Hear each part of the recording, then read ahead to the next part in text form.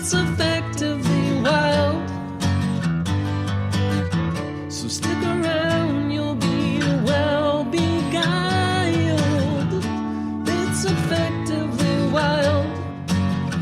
Like Nolan Ryan was sometimes.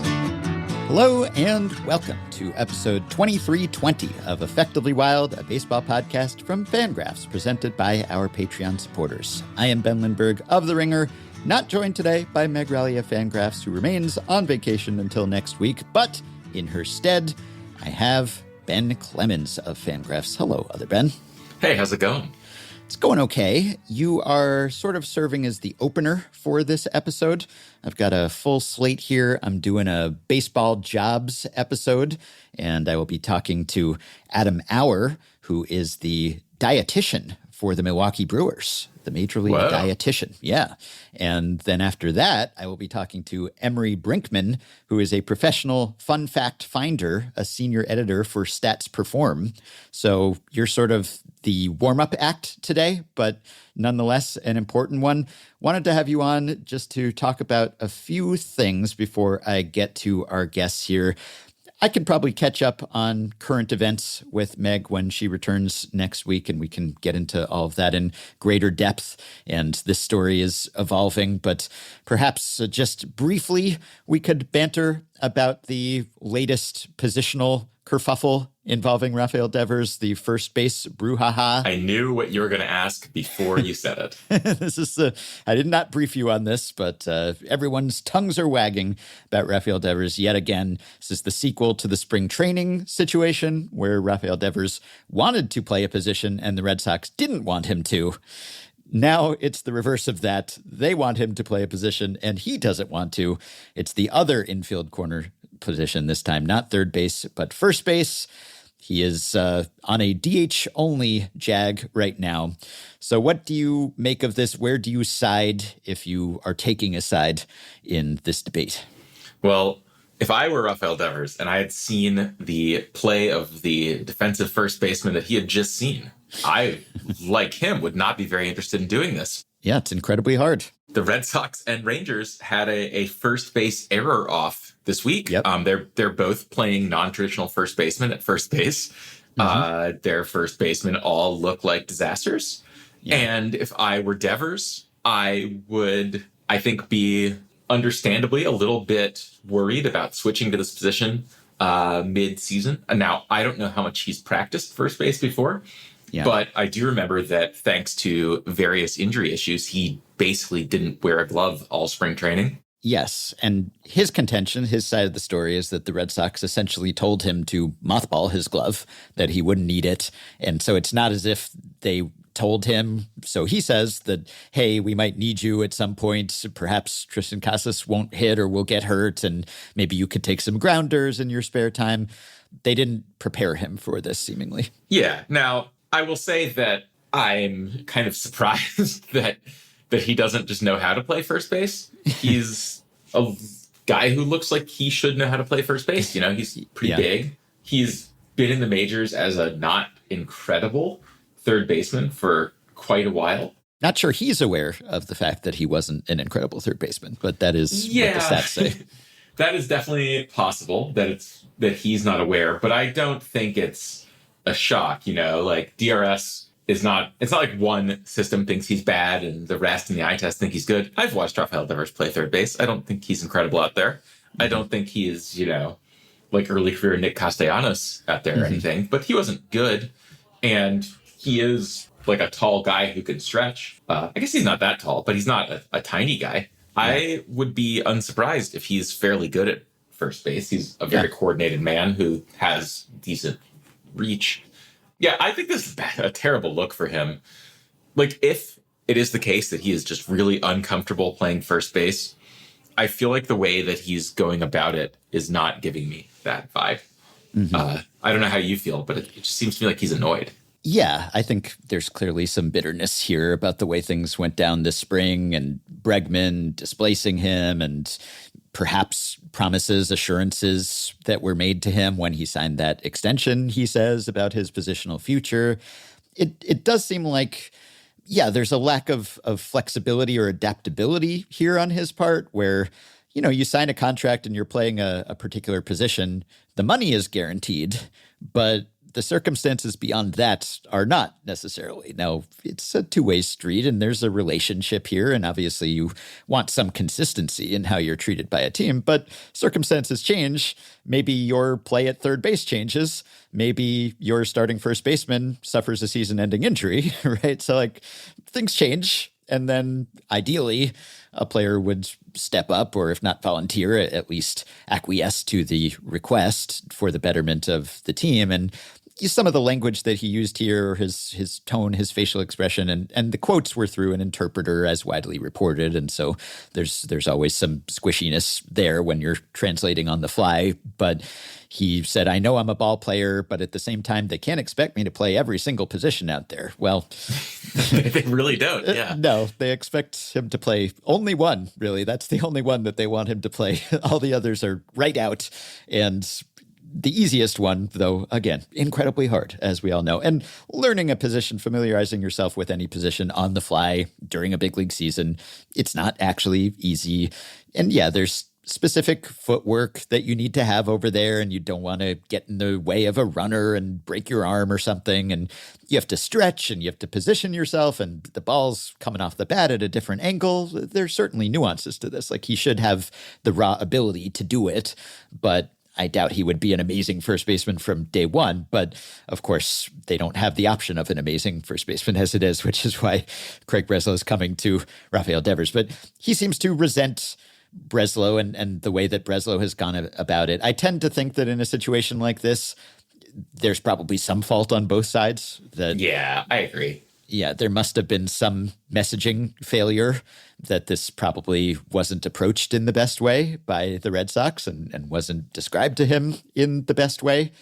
And yet, this is one situation where, though we're generally pro-labor on Effectively Wild, I do tend to think that once you sign your contract and you get your money, it's a lot of money. Yeah. It is a lot of money. And how you are deployed is somewhat out of your hands, or at least it's not entirely in your hands, and that there should be a compromise there, and you should be willing to do things that are out of your wheelhouse. So it seems like a little bit of it is kind of, well, you took this glove away from me, I'm not putting on this other glove, at least for now. And this could change, right? Because things changed in spring training from the initial comments. And of course, he wasn't able to play for much of spring training because of the injury. And maybe he will walk this back and there will be some sort of detente here. But at least initially, it sounds like he's pretty resolved and he's sending a message here. And he has settled in as DH. And so generally, I think it is good management and process to have a player have a defined role and make that clear to them, and then have them be able to expect that and be confident in that. But you can't just set that in stone because things change. Yeah, I mean, I feel like there was an error on the Red Sox part when they signed Bregman. They made some, frankly, not very believable, in retrospect, whispers about playing him at second base. Yeah. And that didn't make that much sense to me, because he's like a long time good defensive third baseman with very little evidence that he'd play second base well. Like, a lot of his skills seem well suited to third. And look, if they had just gone to Devers before that and said, hey man, we want to win a World Series, and we want to sign Alex Bregman to do that, and he can only play third base, we want to do this. I feel like this might have gone differently. Yeah. But I mean, I wrote about Bregman and all this talk about him probably playing second base. And I was like, well, it's kind of weird, but why would they make this up? Yeah. I don't know why they did, but I feel like they got off on a bad foot there. And it's just led to them continually being in this awkward situation. I'm with you. Devers should be playing first base. That, it's weird. The situation should end with him playing first base. Yeah. But I do feel like they made a string of unforced errors in kind of setting this up and not, getting out front, communicating with their franchise player, a guy they signed to a $300 million contract, right, and telling him, hey man, we want you to be comfortable with this. We all win together. You need to do this for us to be good. Yes. Surely that broke down somewhere. Yeah. And I get it because of his standing in the organization, and he's been there a long time, and he was sort of the centerpiece, and he was the guy who stayed when others left or were sent away. And he's only 28 years old. So it's hard to have the humility to say it's time for this to happen. This is not an unusual transition to go from third base to first base or even to DH, but it's maybe a little earlier than that typically happens. And I guess there's a risk if they had gone about it the way that you said. They kind of did maybe, and we don't know exactly what happened behind the scenes, but if it was more of a act first and then ask for forgiveness later sort of situation, and you figure, well, we'll just sign Bregman and he'll just have to deal with it. Because like, what if they go to him and say, we want to sign Bregman, and then he puts his foot down and says, absolutely not. You can't sign Bregman. What do you think it'd end up like now? Yeah, but you really want to have Bregman, and they are better with Bregman. He's been incredible, right? He's been their best player. And so you wouldn't want to then have him draw a line in the sand that would prevent you from signing Bregman or make him even more upset when you then sign him against his wishes. So it's hard. Yeah, it's true. It seems like Breslow has handled a lot of this himself, and that Cora maybe hasn't, and that's kind of that's odd. A problem too. Right. It seems like this is Cora's strength, or it's supposed to be. And so, it seems like that hasn't been the best. And yet at the same time, I would just say you should probably be willing to at least try it, at least see if it works. And, to act as if it's some sort of slippery slope or something. Like he said, next thing you know, someone in the outfield gets hurt and they want me to play in the outfield. Yeah, I'll be playing shortstop next. No, I assure you that is not what they want to happen. Rafael Devers has played shortstop in the major leagues. True. Yeah. He's not wrong that they should be on the lookout for a first baseman out there. And, you could just go get Anthony Rizzo or someone. We've never seen Brandon Belt be bad. He sat out all last season, but he was good the previous year. But Nathaniel Lowe. I mean, I think that should happen. Yeah, if it just comes down to signing someone who's a free agent or waiver wire or bringing someone out of quasi-retirement, then maybe you resort to that, or what you are doing now, which is just kind of have utility players over there. And, the rest of their lineup has been good, including Devers. So maybe they can fake it for a while until they get closer to the trade deadline. But it's going to be a tight race, obviously, and they're in contention. And he said here in the clubhouse, thankfully, the relationship that I have with my teammates is great. But there were some Red Sox beat writers who were obviously teammates aren't going to go on the record. And, right.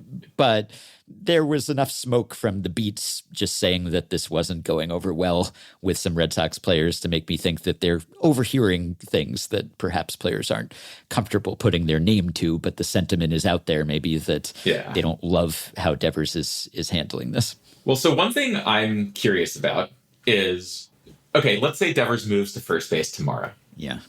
He just overcomes his weaknesses and he just says, I'll do it. How does that improve the Red Sox? Like, who are they DHing? Well, I'm looking at their roster here. Like, David Hamilton? That's not...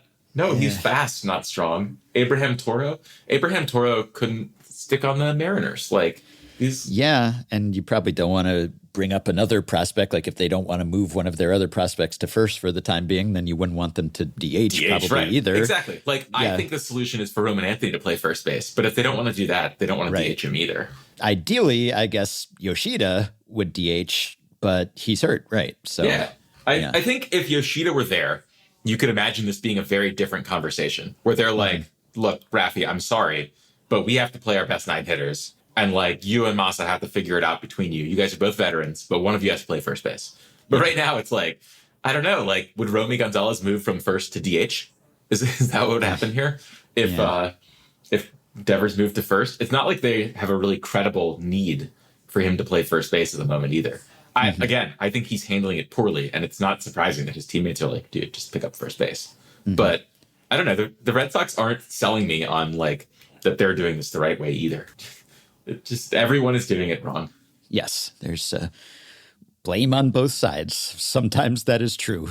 Maybe the juice just isn't worth the squeeze, especially because if he's part-time DHing, then he's maybe subject to the DH penalty in a way that he wouldn't be if he's the full-time DH. And I do think that it's a different proposition to say, hey, stop doing something prior to the season than it is to say, hey, do something new during the season. And it's the second time in 10 weeks. And hey, maybe you should have had a backup first baseman. So I'm more understanding. But I'd also like to hear, as a fan, as an employer, as a teammate, I'm not thrilled about this, but I'll give it a go. So I brought you on ostensibly to ask you about something that you wrote this week and also last week. You came up with a new stat that tickled me because it kind of provided a way to quantify something that I was already curious about. I was intrigued earlier this year when Patrick Dubuque wrote something about Tigers pitcher Tyler Holton for Baseball Prospectus, and he noted that he's essentially two different pitchers based on the handedness of the batter, that his arsenal, his repertoire, his pitch usage, it's just completely different based on whether there's a righty or a lefty. And I thought of this as potential stat blast fodder, and maybe we could find a way to quantify whether this is the most extreme disparity based on batter handedness for a pitcher. And I didn't talk to you about that, but you independently found a way to look into that and found that, yeah, Tyler Holton is extreme and pretty unparalleled. But you also looked at this on a team level and on a league level, and it's really interesting because you found that the league as a whole is Tyler Holtoning to a greater extent than before. Not nearly the extent that Tyler Holton is, but pitchers today are much more cognizant, seemingly, of, hey, maybe I should actually vary which pitches I throw based on who I'm facing, which seems elementary, but they're actually doing it more and more now. Yeah. So just to give an idea of how we're quantifying this and what it looks like, I take the two pitches that a pitcher throws most frequently when they have the platoon advantage. So Tyler Holton's a great example. He throws his sinker and his slider when he has the platoon advantage. That's a normal thing. We talk about relievers as sinker slider guys, or even starters as sinker slider guys. Those pitches work really well when you have the platoon advantage. And then you compare it to what they throw when they don't. And for a lot of pitchers, it's like, all right, well, I added a changeup. Tyler Holton gets rid of his sinker and slider. Instead of throwing them like 95% of the time, he throws them like 5% of the time and throws everything else instead. But you can imagine a lot of ways to do that aren't so extreme. Logan Webb is a guy I like using as an example because it seems like he's learning a lot of modern pitch trends as we go. Mm-hmm. And he's pretty sinker sweeper, but, kind of the same thing. Yeah. When he faces righties, and he's very good. Logan Webb is one of the best pitchers in baseball, and it's largely because he is just very good against righties. He throws sinkers, sweepers, and changeups to righties, but mainly sinkers and sweepers. What does he do against lefties? Well, he used to throw sinkers, sweepers, and changeups and kind of get hit around. That was a pretty bad solution. He amped up his changeup a lot, but he just didn't have good options. And so what he's done is learn a cutter. And his cutter is not very good. I watched him talk about it a lot when I was writing about this, and he kind of laughs about how it's not a very good pitch. Mm-hmm. He calls it pretty all right in interviews. And he's like, yeah, it's okay. It's a completely average pitch, which makes it his fourth best pitch. But he throws it 20% of the time to lefties because it is just a lot better than his other options against them. And more guys are doing this. And I think that is really, like you said, the league is Tyler Holtoning, not to the degree that Tyler Holton is, but to a degree of, in 2015, guys would get rid of 12% of their best options in exchange for other options, like 12 percentage point usage. And now we're up at like 17%. So 50% more bagging of your good pitch to go throw something new you've learned. Yeah. That's a good amount. And I actually think it makes the league look pretty different. When you see relievers, I think that the majority of places where this is happening is in guys who are kind of east-west relievers and starters. When you see those guys, now they almost always have some kind of changeup. Mm-hmm. And if you remember, a few years ago, the splitter getting taught more was in vogue. And last year and this year, the kick changeup getting taught more. That's a changeup that lets you, is it pronation? I forget whether it's pronation or supination. I think it's if you're pronating, you can't throw a kind of a standard change, but you can throw a kick change. That's just a big alteration in the way that pitchers work now is increasingly we can say, hey man, you're like really good when you're doing what you want to. And now when you can't, let's make you less at a disadvantage. It makes all the sense in the world. It's one of these things where you think, well, why didn't this happen before? We've had this data for a while, and we've known that certain pitch types have pronounced platoon tendencies and are more hittable, and more damage is done to them by one-handedness or the other. And so why wouldn't you vary things? And I guess the answer is it's easier not to. And, maybe like there's some value to being in a routine and not varying up your approach and just kind of getting more practice and knowing what you're throwing, as opposed to having to have it in your head. Okay, I'm facing a righty now. It's different from a lefty, even if now your catcher is still calling your pitches potentially. But even so, it's a little more to think about and vary. And I guess there could be some tough to quantify downsides to that potentially. But there should certainly be some advantages to saying, well, this kind of pitch gets crushed when I'm facing this kind of hitter, so I just will throw something else instead. Yeah, I'd argue that just the level of practice has improved so much. Like you can learn so much more per pitch thrown in practice. That it's just making it easier to do this. I buy the whole like mastery is important. I get better at stuff when I do it a bunch of times over and over again. And I think that what you're talking about, these kind of hard to find effects of, consistency, they're definitely hard to find, but I would guess that they've gone down a lot as it gets easier to master things, as learning is improved. And not only as teams get better at this, but as pitchers bring in outside consultants, as labs learn new things, it's just easier to learn new stuff now. Yeah. It's easier for us, like in the lay world, and it's much easier for athletes with huge teams of people helping them. So yes. And because of that, there seems to be a perception that we're in this era of pitchers just Yu Darvishing in addition to Tyler Holtoning. So they just have more pitches, which would make it easier to do what we're saying, essentially, to just put a pitch in your back pocket when you're facing a lefty or a righty or whatever it is and throw something else because you have something else. So there was a BP piece just today about the Cubs' Ben Brown, who doesn't do this, kind of goes against the grain, but the piece said, if 2023 was the year of the sweeper and 2024 was the year of the splitter, 2025 is the year of the pitch mix. All around the majors, pitchers of all profiles are diversifying their plans of attack because pitch design and, it's easier to pick up these things. I did just quickly check to see if I could see that, and it's kind of hard to see, at least with the data I was looking at. So I just looked at starting pitchers with at least 80 innings as starters last year and in 2008, which is the first year of pitch tracking. And I looked, according to the Savant, the MLB classifications at FanGraphs, and I just looked for the average when it came to, okay, did you throw a pitch any amount of the time? So even if you just threw it one time, basically. So what's the average number of pitches that you threw any number of pitches, period? That you have, whether or not they're good, you've demonstrated that you can throw them. And that hasn't changed. In 2008, it was 5.0. In 2024, it was 5.0. If I raise the bar to at least 5% pitch usage, so you're not just throwing it once, but you're throwing it a little more often, it's gone from an average of 4.3 to 4.4. So essentially unchanged. And then if you raise the bar to at least 10% of the time, it's gone from 3.5 on average pitch types to 3.7. So again, barely any change there.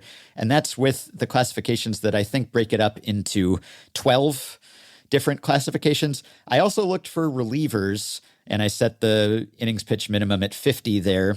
And for any number of the pitches that you have, it was on average 4.5 pitches per reliever in 2008. That's actually gone down to 4.1. So maybe relievers have figured out which pitches work and that they don't need as many and that they've, specialized.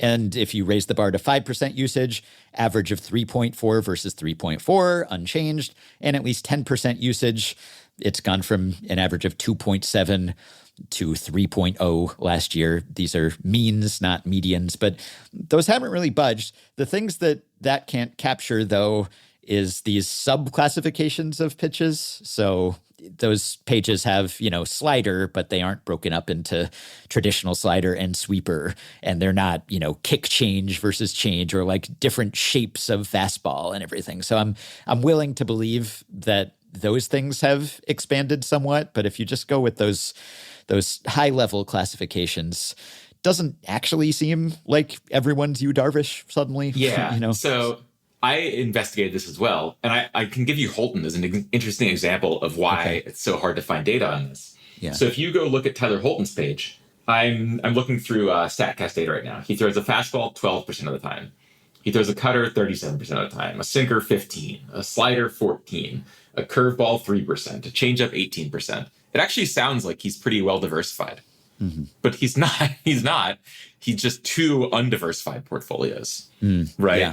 Like he's very concentrated in what he does to lefties, and he's very concentrated on a different thing than what he does to righties. And it's kind of weird. Like looking at pitch mix kind of misses this, because what you really want to look at is like how much they're breaking their pitch mix tendencies between pitchers. Like Yu Darvish is notable because he throws so many pitches, but you could throw 4 pitches only and still be 2 different pitchers to lefties and righties. One of my favorite examples of a guy who I think gets some really good separation between what he does to different people is Raisel Iglesias. And Raisel Iglesias is a 3-pitch guy, and he's kind of always been a 3-pitch guy. I mean, this is a classic, like, I don't know, maybe you can classify things slightly more with him, depending, like, maybe, like you said, he throws 2 different, like, leans of this pitch. Now he's splitting up his fastball a little bit more, going 4-seam, 2-seam. But he likes to do fastball plus secondary. That's his normal attack. And that secondary against righties is a sweeping slider. The secondary against lefties is a changeup. I mean, it's not like he's throwing 7 pitches to figure this out. He's just saying, well, I will just completely bag my slider, here, and I'll completely get rid of my changeup here. Yeah. And, oh, look, it's like I'm getting to be 2 pitchers without having to learn so many things. Pitch mix by handedness that's kind of what I think is changing. Yeah. Not so much that guys are learning a million new things. I mean, maybe they are, but like you said, pitchers have always tried to dabble. I think that what's more interesting is how much they're kind of bifurcating.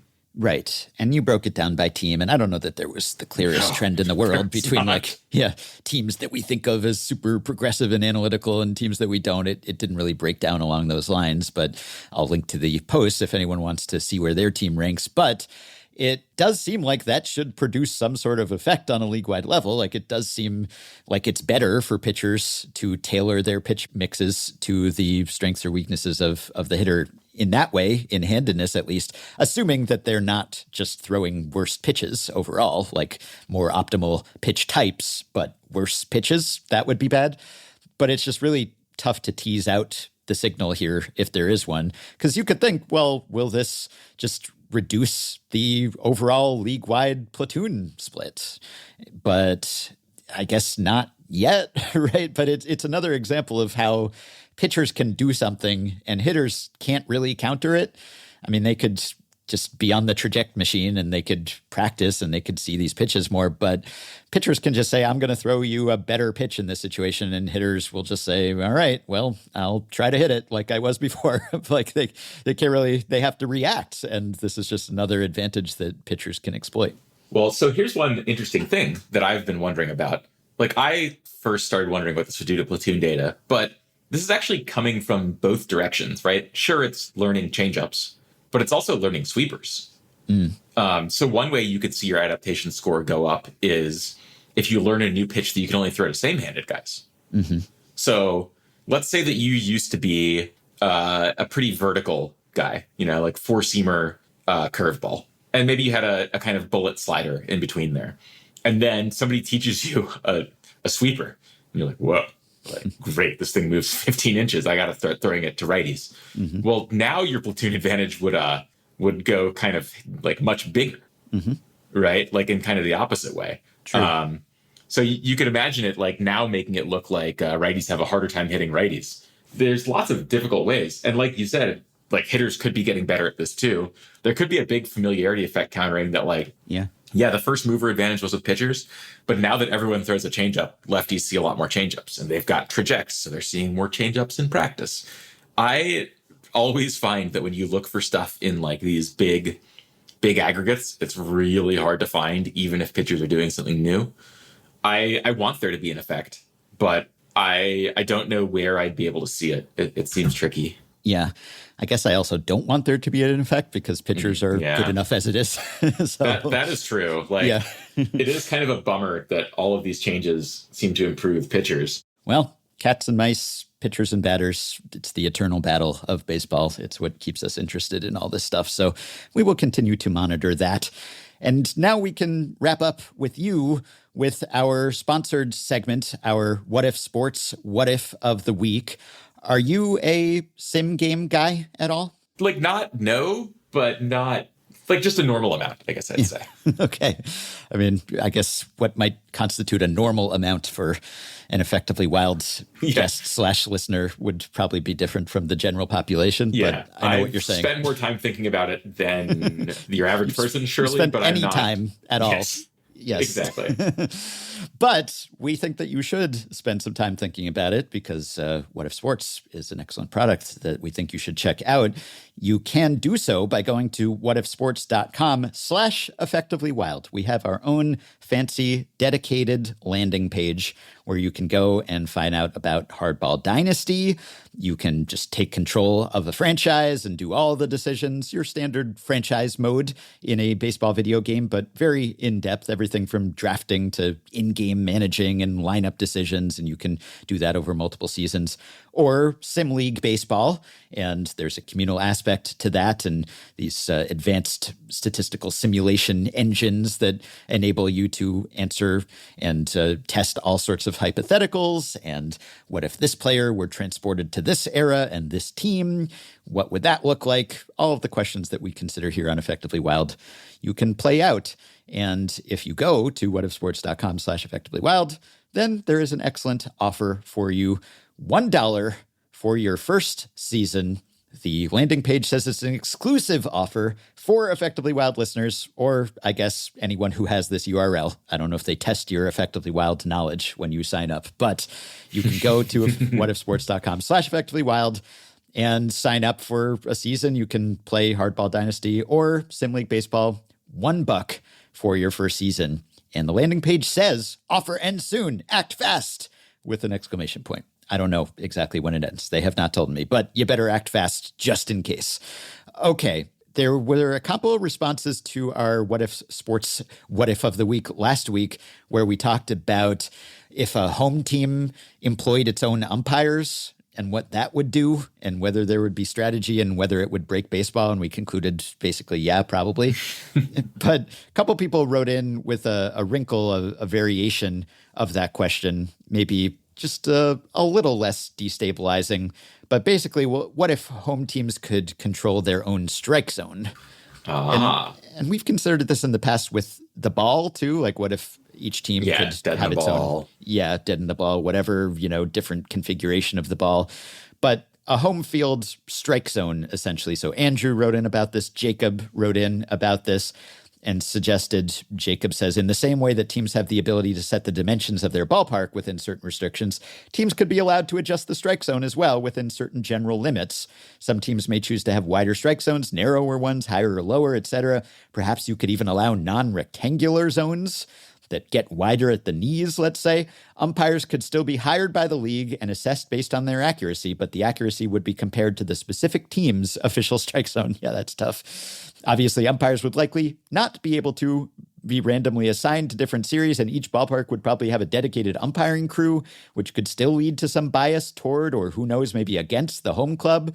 But hey, this idea would never get implemented anyway, so really who cares about the marginal potential for bias? Hey, we never acknowledge that when we're answering our hypotheticals. We treat them as if they could actually happen. Anyway, Jacob says, could certainly add an interesting new strategic layer. In the same way that teams are incentivized to pick players who are well-suited for a ballpark, teams could be strongly incentivized to acquire pitchers and, to a lesser extent, hitters who are well-suited to their particular strike zone.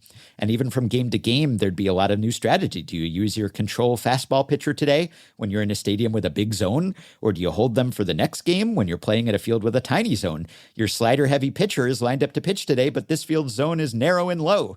Do you move up your curveballer on short rest? Or it could affect your pitch usage, I suppose. So What do you think of this? I guess it's a little more palatable, maybe manageable than the previous scenario, but also this would be hard on the hitters and the pitchers. This would be hard on everyone, frankly. Yeah, if I think the first thing that I think would happen is that home field advantage would explode. Oh, yeah. And both ways, right? Like if you have a wide and short zone at home, you're going to play a lot worse on the road when the zones are like differently shaped. Yeah. Because you're just going to be sitting thinking this, and vice versa. Guys are going to come into your stadium and your pitcher will just be picking off these corners. They're like, that's not a strike. Right. Like, so I think that home field advantage both ways, it would be it's like Coors hangover essentially for everyone would be the first order effect to me. That yes. It would get very hard to not hit at home. And I don't even know how much easier it would get to hit at home. Like, yeah, probably some, but this is a classic, the pitchers get to choose where they throw it. And the batters have to react. So I think it would be really tough for hitters. It would make hitting on the road just an absolute nightmare, which would make every home pitching staff look good. Yes. That's the number one.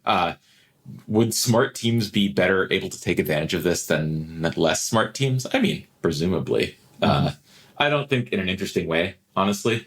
Like, you can't just only have one archetype of pitcher. That doesn't seem to work well. And that's before you consider that your opponents can have different size strike zones. One thing I do appreciate about this is that if there's an efficient, an optimal strike zone for pitching, well, at least you have to use it both ways. So it'll probably just lower offense because everything lowers offense. But at least you don't get to, at least the two teams aren't picking different strike zones. I think that would be bad. Yes. What I do appreciate about this is that it offers the chance for some diversification, but not in a way that would make any one game feel miserable. I think it's probably a bad idea because it's not weird enough for me to appreciate it. Like, if I watched a game and the zone was wider, I'd be like, okay. Yeah, right. Great. Yeah, right. Baseball wouldn't be different enough to justify. Yeah, I want baseball more different. I want the pit. Yes, exactly. Yeah, I think there would be a lot to analyze potentially, and that's good, I guess, for podcasters and bloggers and front office people, but it would be bad for spectators because you'd never know what was a strike. There'd have to be a strike zone graphic, of course, but it would just feel kind of arbitrary, even if it's not entirely arbitrary. And yeah, I guess the level of play just in general would probably be worse because players are getting jerked around massively with different. Yeah. And just watching the game and not knowing inherently, okay, that looks like a strike to me. Well, does it? Where are we again? Which ballpark is this? Yeah. I'd rather have other stuff changed, basically. I think that I like when there's just one strike zone and you can do different stuff with it. Like, if you can change different other things, but the strike zone is elemental. That's kind of how I feel in terms of what I want. I like the thinking that home teams should get to change different things. This is just not one I'd change. Yeah. Okay. New what if of the week. This comes from Patreon supporter Wandering Winder, who says, question inspired by discussion in the Discord group. How many teams, starting from the worst in the bigs, would you have to merge together, i.e. all the players, assets get grouped together into a single franchise before you'd have a franchise that is good enough to compete for a playoff spot? How many before you'd get a legit World Series contender / favorite? So there's probably a version of this where we could do a lot of math. And also probably we could use What If Sports to simulate this and put some rosters together. This is exactly the kind of question that could be answered in that way. But we could go with our guts to some extent here. How good would a team be if you just if you take the two worst teams, if you take the Rockies and the White Sox and you smush them together? Yeah. That's still not going to be a good team. That's not good enough. I mean, that's only 16 wins if you add their wins. Yeah, right. Exactly. It's sometimes you're going to get duplicative talent too. So you're going to get, and some of them might not be willing to play first base. Yes, exactly. Right. And so your best player on one roster plays the same position as your best player on another roster. And so you might have to move one of them and then they wouldn't be as good. And here's the good news with the White Sox and Marlins, the White Sox and Rockies, that won't come up. Exactly. And that's the thing. You have to have a certain amount of star power here. It helps, I guess, to minimize the abysses, just the replacement level killers, as Jay Jaffe says, the positions where you're getting no production. You hope that between 2 teams, 3 teams. Like there's going to be someone playable there who's better than replacement level at that position. But yes, it's going to take a while to get good. I basically did this as an article exercise several years ago at The Ringer. It was headlined, Meet the Orioles. Could we combine MLB's 2 worst teams into a winner? This was the Orioles and the Royals, and I smushed together their rosters, and I had projections and did it in a very mathy way. Yeah. And the takeaway was that they would still be pretty bad. Yeah, those O's were even kind of interesting. Yeah, right. And so, okay, I'll just quote from this. The 2 teams put together would have the American League's 8th best rotation, 11th best team offense, 12th best bullpen, and worst team defense. In the same schedule-neutral American League, they'd be expected to win 73.8 games, roughly a .456 winning percentage. That's 9 to 10 more games than either the Royals or the Orioles would win on their own, but not enough to vault them up to 500, let alone to make them a winning team. Those weren't even terrible teams. Like, you've noted there that, 9 games more than what they would have won is in the 70s. That's not the case with the Rockies. That's not where we are. So looking at this in a more feel kind of way, the bottom 2 teams is not enough. The bottom 3 teams is not enough. Yeah, the Marlins. I'm doing projected rest of season run differential on FanGraphs as kind of a shorthand for who the worst teams are. Because I don't feel like legislating this. And I think the Marlins is still not enough. But now you're starting to get kind of interesting, and it would basically be the Marlins roster plus marginal upgrades. Like they're a lot better than the Rockies and White Sox. Once you add the 4th team, the Angels, I think you have a playoff team. Yeah, right. If we put the Angels, if we put the Pirates in there, suddenly we have Skeens. Like it's all about, it's like collecting these like real standout players, and the White Sox and the Rockies, they just barely have any of those guys. Well, what I would argue is that the White Sox and Rockies almost add nothing. Like, because the problem is that there's, there are types of guys you want on a playoff roster. Right. And they don't all have to be stars.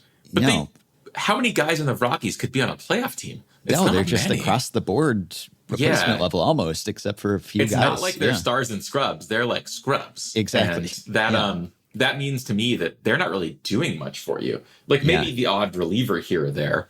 And the White Sox at least have like Miguel Vargas can be a rotational dude. Luis Robert Jr. can be a rotational. He can be a starter. Like not anymore. I don't think your best starter, but he can play. Maybe Edgar Cuero could be in there. Like there's some guys, but these teams have like no pitching. They have no pitching.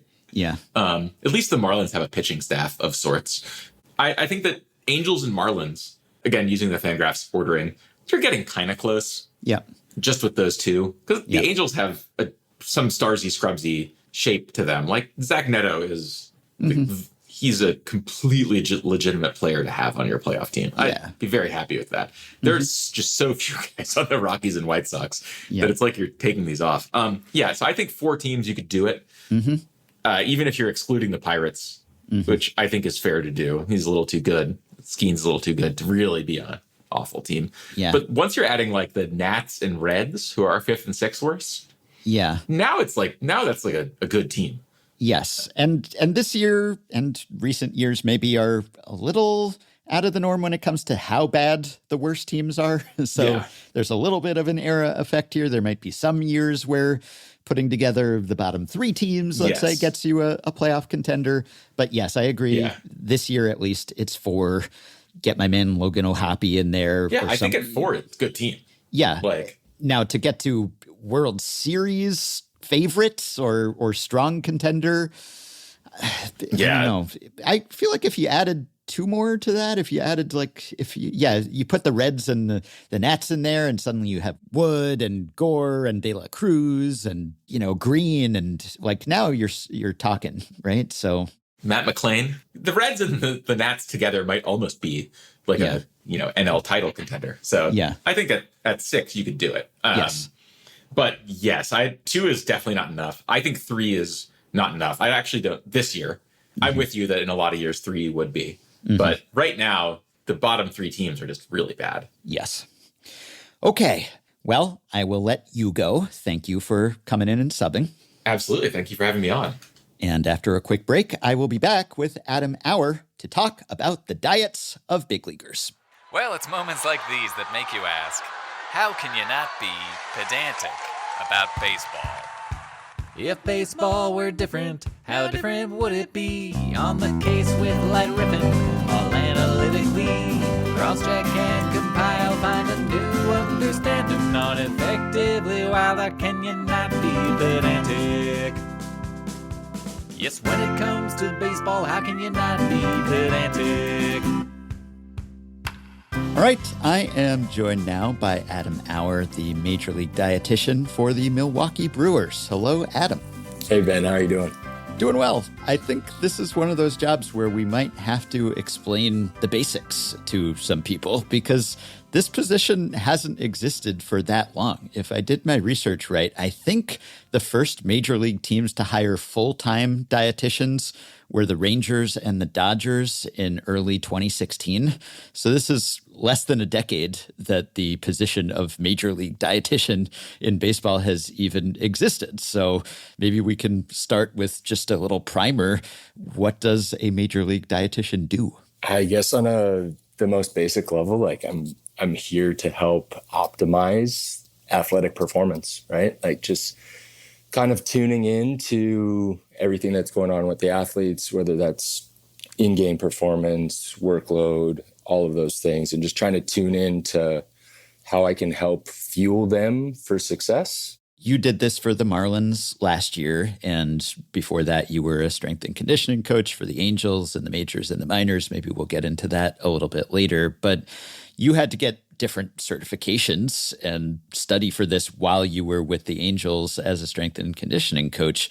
So what are the credentials one needs or that are desired to be a major league dietitian? I guess we can go back a little bit further, but I was a minor league strength and conditioning coach for the Los Angeles Angels. I started in 2013, had a passion for nutrition and just realized like just how impactful at the minor league level nutrition was when we didn't have a budget for it. Yeah. I had like a $50 a day fruit and smoothie budget.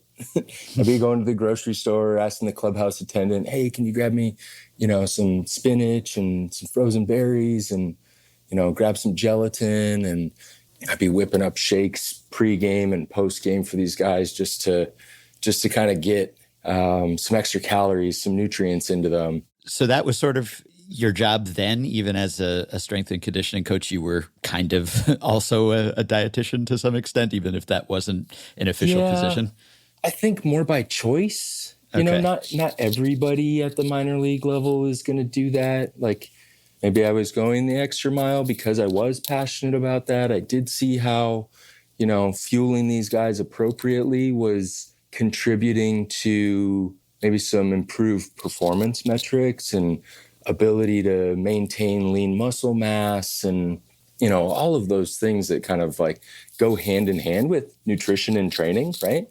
And then, I got promoted to be the Major League Assistant Strength and Conditioning Coach. This was before I knew I was going to be getting promoted. Our then dietitian and still current dietitian for the Los Angeles Angels, her name's Becky Twombly, now Becky Rail. Absolutely phenomenal. And she kind of like nudged me in that direction, right? But I kind of made that decision in 2018 and got accepted to the University of Arizona to do my dietetic work, like nutritional sciences undergrad, basically. I needed a verification statement to enter my dietetic internship. So it was like 3 years of coursework, 88 units over those 3 years. So I was grinding a little bit. There was a lot of late nights after games up till 2-3 o'clock in the morning, just sitting in the office, working through my coursework and stuff. And then I sat for the credentialing exam, became a registered dietitian in 2023.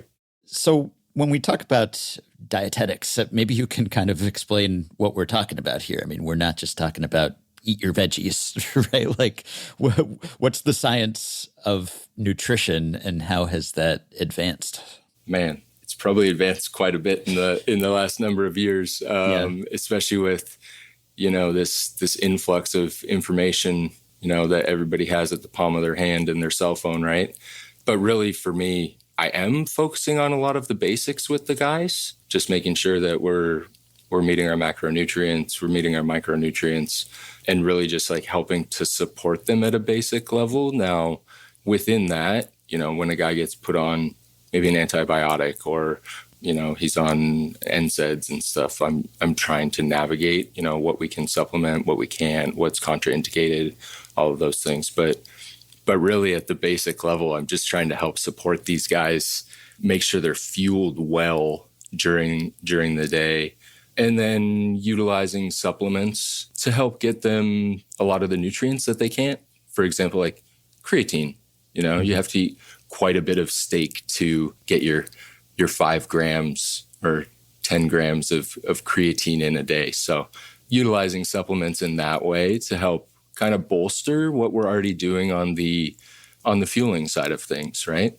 And are most major leaguers taking creatine, let's say, which is, I guess, there's so many supplements out there and there's so much junk science about it, right? And creatine seems to be one of the ones that is actually quite proven and demonstrated to enhance performance to some extent without any apparent downsides. So is that something that most big leaguers are doing?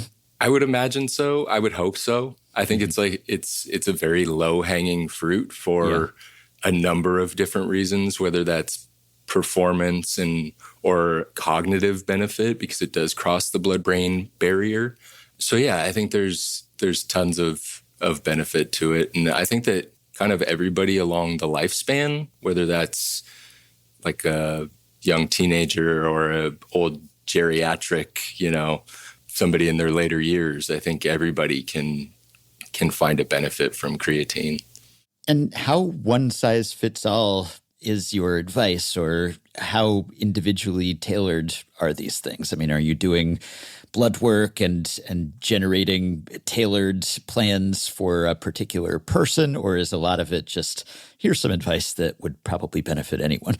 Yeah, I think everything's general and individualized as well, right? Like I think that there's certain foundational things that we all need to do, but then you're right, we are doing and taking blood work and looking at labs at spring training, and everybody does that, and looking at the specifics of those so I can understand how to support the athlete better is definitely when we start to like get into the weeds on how we're going to help improve athletic performance.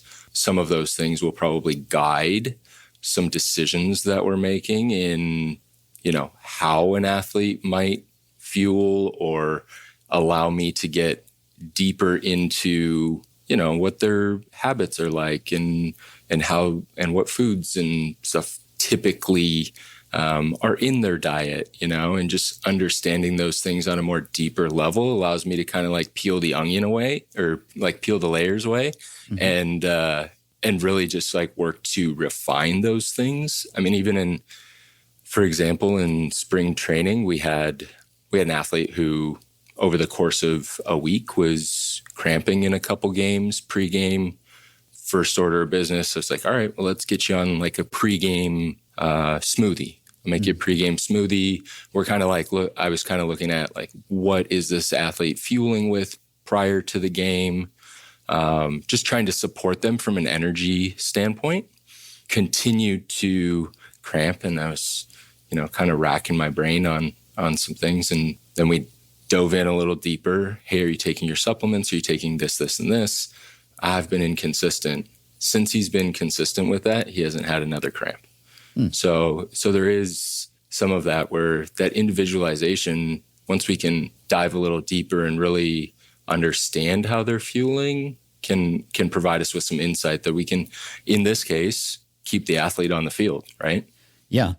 Can you give an anonymized or entirely hypothetical example of something you might see in blood work? So you take this test in spring training, you get the readout back, you spot something and you say, oh, here's potentially an area for improvement where we could tweak something about the diet and bring this number up, or, what exactly could you see that would then directly lead to here's a remedy?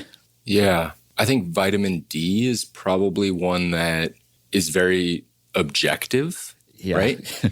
Given my lifestyle, I'm guessing I need more of that. Yeah. But, Yeah. Part of that is like, hey, get outside, get some sunlight. yeah. The other side of that is that we have athletes that come from Florida or Arizona, and they have the opportunity and have been outside all off season, but show up with, a vitamin D score that is a little less than desirable, right? So we basically just work off of deficient is less than 20 nanograms. And if an athlete's below that, I supplement them with a certain amount. If they're between 20 and 30, supplement them with a different amount, 20 to 30 or 30 to 40, a different amount. Ideally, like them above 40, and then, that's just a maintenance dose. From my standpoint, I saw the importance of this. I was at the beginning of last year, mine was at 38, which is pretty decent for a, 39-year-old guy that's, not an athlete anymore, but still likes to train. Supplemented consistent over the last year and went up to 63. So for me, I saw the benefit of that and how that's helped to improve me. And then knowing that we have this objective way of supplementing our guys is pretty cool. So can you describe the spread these days? What's the state of spreads? Or if we're not talking about the full post-game spread or pre-game spread, what's available to players in the clubhouse whenever they want? What can they expect to see? And what part do you play in dictating the food options or drink options available? Yeah, I think that pretty much everything is available to them, right? Sometimes you go into visiting clubhouses and it looks like you just walked into a 7-Eleven. I would say that I haven't been in the game long enough to know what it was like before, but I would say that it's drastically improved. From a spread standpoint, we provide 3 meals to them, typical night game. Lunch is there around noon or 1 or whenever that first bus arrives. And then we have a pregame meal, and then we have a postgame meal. And obviously the postgame meal that takes the cake, right? Usually steak, a lean protein option like chicken, and then a fish or shrimp, a crustacean option. And then everything from lobster mac and cheese and, awesome potatoes and that kind of stuff on the starch side. So no shortage of great food in there, that's for sure. Yeah. And is there a chef? Do teams have chefs or how is that food prepared? Is it catered? Is it pre-prepared, et cetera? Or is it made right there? Yeah, we're fortunate at home. We have an awesome chef and culinary team that's working on prepping all of our food. I do cater a little bit at home. I cater on nights at home where there's a quick turnaround. So night game to day game, typically like a Saturday night to, a Sunday day game, getaway day. You might have another one of those midweek, right? Where, the team comes in for a 3-game set. Tuesday night is a night game. Wednesday is a day game. That's the day that they're getting out of town. So I usually cater on that night to just kind of alleviate the culinary team a little bit, allow them to get out a little bit earlier, less cleanup, and allows them to get a little bit more rest. Otherwise, that turnaround time's pretty quick. And then everything on the road is all catered. There are a couple places that have a culinary team in the visiting clubhouse that can make some preparations right there, like full meals. Some of those are outsourced to like a Kitch Fix or something like that. But yeah, most of it is me catering 3 meals. Like clubhouse attendants are awesome. They send me and all dietitians a food guide, and then we just kind of like work our way through that. This would fit here, this would fit here, and we just kind of like piece that puzzle together. And I'm thinking of Crash Davis in Bull Durham talking about his 21 days in the big leagues, and somebody else carries your bags. You never handle your own luggage. You hit white balls for batting practice. The hotels all have room service. I'm sure he couldn't have even have conceived of what you're describing here. The clubhouses all have chefs, and we've got a dietitian catering for us. It wasn't happening that way then, but sounds nice. Sounds big league. This I could get behind. It's funny too, because at the beginning of the year, like you drop off your luggage, and I got on the bus for the first time, and I was like, wait a second, do I have everything? And then magically there it is. There's a lot of people working behind the scenes that kind of make your life a little bit easier, right? Yeah. Now, is there any candy? Are there any junk foods? Are there any cheat days? Or are you figuring that's happening away from the clubhouse plenty, so we'll just give them the healthy stuff and they'll have to source their own junk food? There's candy I'm not going to say everywhere. I, at home, have tried to kind of shape our athletes' environment a little bit more. We do have peanut M&Ms in the clubhouse, I will say that. But other things, I've tried to just kind of make things a little bit more healthful. We have my go-to, and I've kind of figured this out over the last couple years, but dried mango is, really sweet, provides, 35 to 40 grams of carbohydrates for every 3 or 4 pieces, and, can kind of be that, sweet tooth snack. I actually put them on the bench for the guys in game to, give them a little carbohydrate if they want. But there is candy around. I think it's probably a little bit more prominent in the visiting clubhouses, which is fine. And that's also like trying to sabotage your guys with a bunch of candy. Yeah. But I also think that that's kind of my job, to allow the athletes to understand how those things can fit into their fueling, right? Like if you're just sitting at your locker, not really doing anything, having, a couple Snickers and, mini Snickers and just kind of snacking away, probably not the best time to do it. But if you wanted to grab a snack size thing of Skittles and a Snickers bar right before your workout, okay, we're going to utilize that energy, right? Like that's going to help power you through your workout.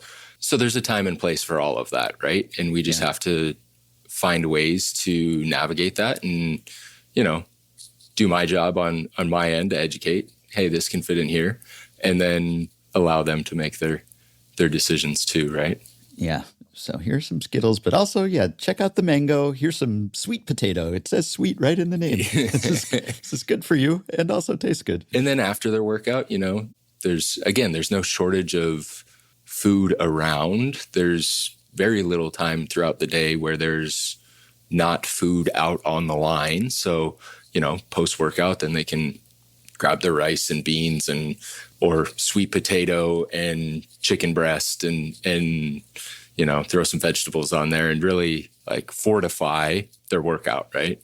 Yeah. Support that. So how do the nutrition requirements or recommendations, how would they vary for your typical big leaguer versus just your average person? And obviously the caloric requirements are going to be different. These are mostly large men who are active and lifting and everything else. But also, just how would the advice vary, I guess, when you're talking to a professional athlete and a baseball player specifically versus just your average listener to this podcast right now? Everything's going to be based off of really what your energy expenditure is, right? And the demands of the game, right? I don't think that those two things are completely siloed. Like I wouldn't give completely different information to yourself who's, going to the gym. A lot of that is going to overlap, right? Now, the biggest thing that I want to focus on with our guys is their recovery. Like they got to go out and play 162 games in, 188 days or something like that, right? So like they have to be able to post every single day. So really at the forefront of that is recovery. Like what can we do to help your tissue recover on a daily basis so that you can go back out there and do it again tomorrow night or tomorrow morning, right? So some of that, there's just maybe a little bit more urgency on that side of things. Yeah, I don't think that a lot of that information is going to be too different, just how we utilize it. They're going to need more carbohydrate. They're going to need more protein.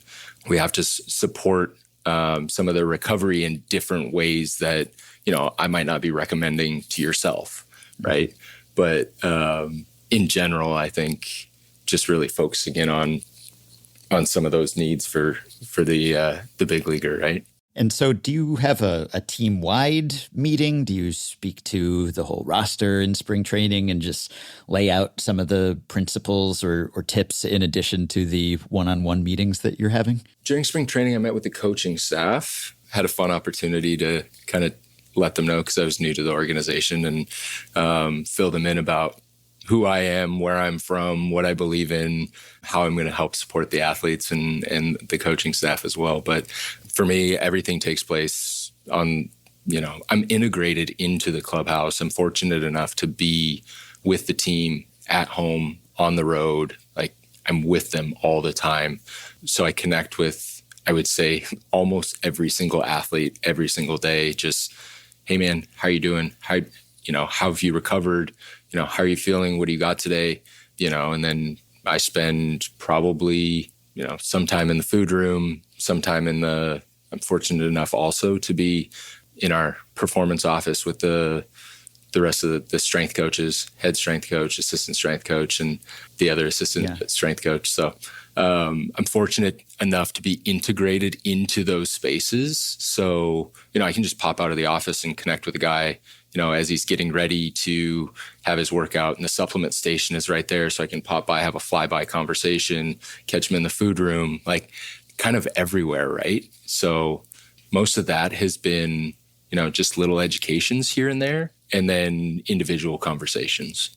And so I guess all the advice you're giving, it's voluntary, it's selective, right? I mean, ultimately what the player puts in their body is kind of up to them. So is there an aspect of not wanting to be too intrusive? Like, you don't want it to be kind of big brother-ish. And I guess it can get that way these days with teams and pro athletes, because, it's about sleep, right? And your rest and recovery. And so how much you're sleeping, and that's sort of on your own time away from the park, unless you're napping, which players do these days. They're dedicated nap rooms and nap pods and everything. But it's just kind of this holistic thing, like everything that goes into your performance on the field, a lot of that is what you're doing or not doing off the field. So how do you balance wanting players to have their privacy and their own lives, but realizing also that aspects of those lives affect their jobs? Yeah. I mean, first things first, if I don't have a relationship with the athlete, that door's closed already, right? I have to be able to kind of navigate those relationships and build them and cultivate a trust with the athlete that, hey, I know what I'm talking about. I'm here for your best interest in helping to optimize your performance. Really, like, it's coming from a place of like love and really like wanting them to succeed. So I think that's like the basement, right? Like we need to foundationally be able to build that relationship. And I just kind of like nudge them in the right direction. If I come in and, tell them that their plate doesn't look right and, you need to have more of this and you need to eat your vegetables, right? Like, that's just not going to fly. They're going to be like, yeah, all right. Okay. It's just not going to work that way. So a lot of what I try to do is just kind of nudge them in the right direction. I was just talking with one of our guys that, is working through some soft tissue injury, and he had his plate, and I made a lighthearted joke, and he said something back, and I said, yeah, maybe add some fruit to your plate, but that was like, if I don't have that relationship, I can't make that kind of like dig. But just being able to have that with the guys is super important, and just being able to have those conversations and bring awareness. Maybe they're not aware that they're doing anything wrong, or not wrong, but that there's an area that they could improve in, right? And without me kind of like going through the checklist and again, just like peeling it back, then maybe they're not aware of that. And I'm sure that most players are eager for this information and pretty diligent about it, given the way that players are these days and how hungry they are for information as well as food, and just like how competitive they realize the game is. But if you do have a player who's not so wired that way and perhaps is resistant to this or doesn't have the most optimal habits and you're having trouble getting through to them, what can you do or the rest of the team do to try to send that message more effectively? I think it's super important for us to understand where these guys are coming from and that some of their behaviors and eating patterns, like that's a habit that they've built over the last 20, 25 years. Like that's ingrained in them, right? So if I just come along and say, dude, you need to eat, more fruits and vegetables because that's going to help you recover better. They're like, yeah, well, I haven't eaten a vegetable for the last 20 years. Why would I start now? Yeah. So then it's my job to kind of navigate that whole conversation and figure out how we can start to kind of like drip or trickle some of those things in there. Okay, well, if you're not going to eat vegetables, what about, this drink that we have? So we use pure green pressed juices. Hey, what about having a juice? Can you do that? Are you taking your multivitamin? Are we making sure that we're getting those micronutrients in another way? Right. And just making sure that we're like fortifying them in a way that, is going to help support their performance, where I guess my point is that we have to be mindful that, everybody's got their own habits. Everybody's got their own story. Before I came into this clubhouse, I just have to find ways to kind of navigate some of that. Yeah. This reminds me of talking to my 3-year-old. It's like, I don't know if the Brewers are taking Flintstones multivitamins, but beyond that, it sounds quite similar. How about some juice? Right. Yeah. Right. But, there's a number of guys in our clubhouse right now that I think I've made some pretty significant progress with. And that's just, just being able to kind of navigate those situations and find out what works for them. Because I don't want to just push my initiative on them. I want to figure out how I can help support them and just being mindful of that. Like if we want to make a change on the mound with somebody's mechanics, that doesn't happen overnight. If we want to make a swing change, that doesn't happen overnight, right? We just continually work on these things. And I just continue to work on all of these things with our guys. So a decade ago, just employing someone in your position would have been unique, could have been a differentiator, a competitive advantage. These days, I don't know how much insight you have into what other teams are doing. You've been on a few teams in the past few years, but how much do you think these things vary? Or is there really an opportunity to stand out? Or is it more about, well, everyone's doing this now, so we have to not fall behind?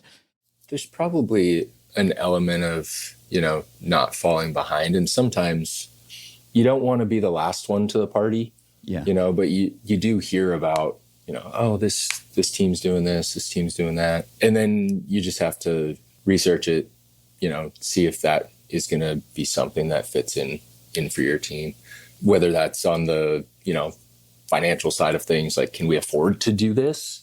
Is it worth it? Are we going to get the buy-in? And you just have to kind of evaluate how those things might all fit in.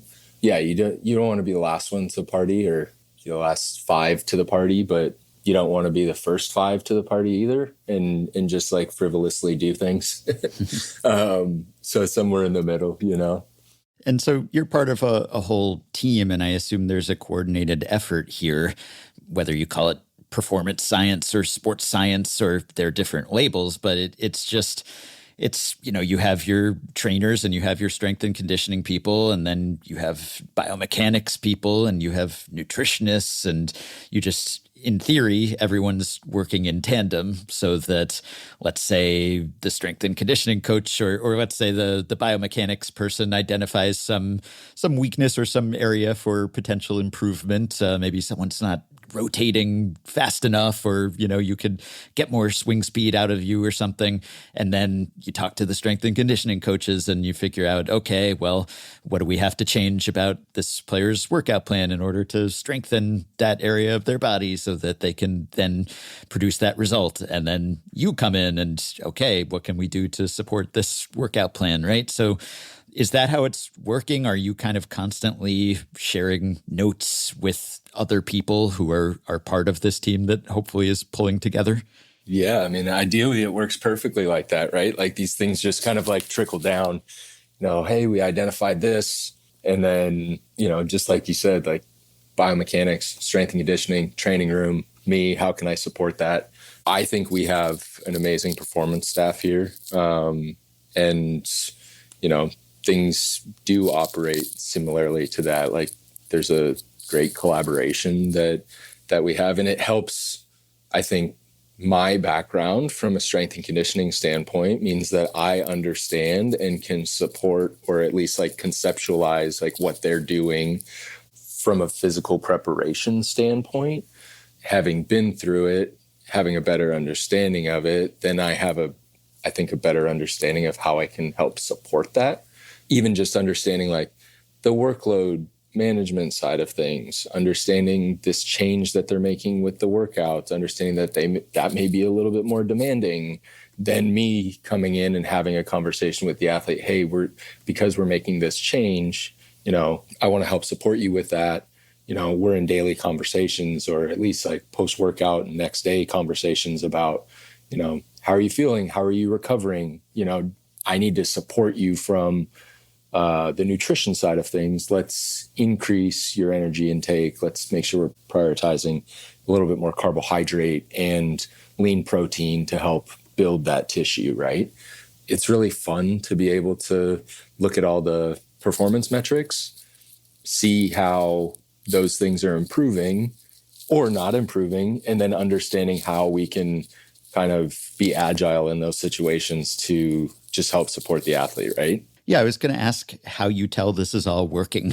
What are the measurables that you look at beyond a vitamin D count? I guess, blood work, but then also ultimately you want all of this to manifest on the field in some fashion, but it's hard, I guess, to isolate the individual impacts of all these things that you're doing. So how do you tell whether you're on the right track collectively? Yeah, so, I mean, we do monthly body compositions, and the biggest thing I'm looking for is like, is this athlete improving or maintaining their lean muscle mass, right? Lean muscle mass is going to be a very positive predictor of a lot of on-field performance metrics, right? Like the more lean muscle mass they have, the more opportunity they have to have a higher strength level, which gives them a higher opportunity to produce more power.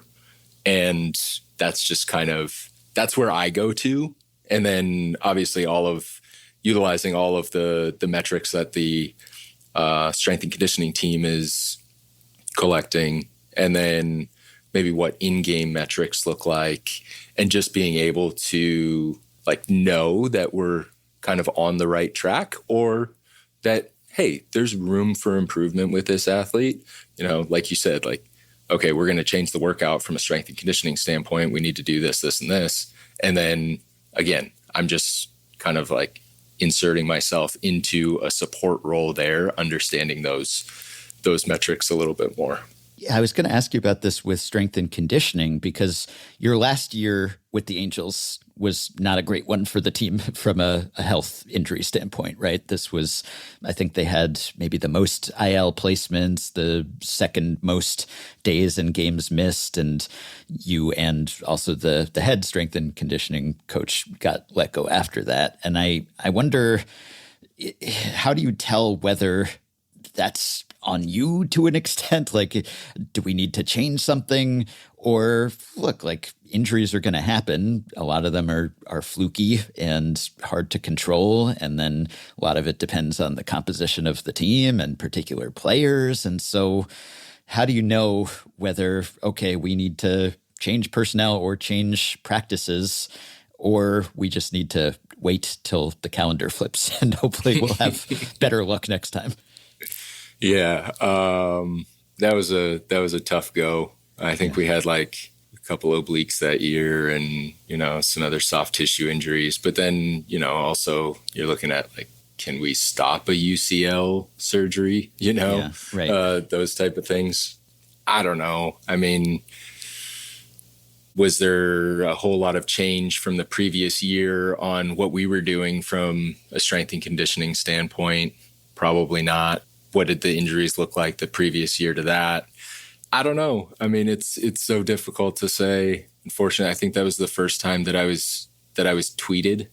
I don't spend much time on there, but I did get tagged or name dropped on Twitter for getting let go because our injuries were up. Yeah. So there's a time and place for everything. There's people on the hitting side that were let go because, we're not producing offensively. There's people on the pitching side let go because, we're giving up too many runs, right? So from that standpoint, it's just like an evaluation that, front office and ownership need to make. And they identified injuries and they thought that it was time for me and Matt to move on, Mm-hmm. So I don't know. That one's the interesting one. It is. Yeah. I always wonder about that because, people joke about just the coaches are kind of sacrificial lambs. Sometimes you're not hitting. Well, you change the hitting coach and maybe there's a rebound just because regression, right? But you don't want to write off the capacity of a particular person to make an impact. Like, you have someone like you in these jobs because you think that they're doing something, right? Or else you wouldn't want to have someone, or that, you can't just hire anyone. There's a particular person who's going to be the best fit for your team. And I guess that's going to vary too. Like someone who's a good hitting coach on one team might not work so well with another team, just different makeup of players. And so it's pretty individualized, I guess. And so I don't want to write off the idea that making a personnel change could matter because, that's kind of baked into why you employ these people. But then it's just hard to isolate that effect. So yeah, when that happened, I think Perry Manassian, the GM of the Angels, he did cite the oblique injuries. He said, maybe we could warm up a little different, do some things from an activation standpoint before games, do some other things from a recovery standpoint.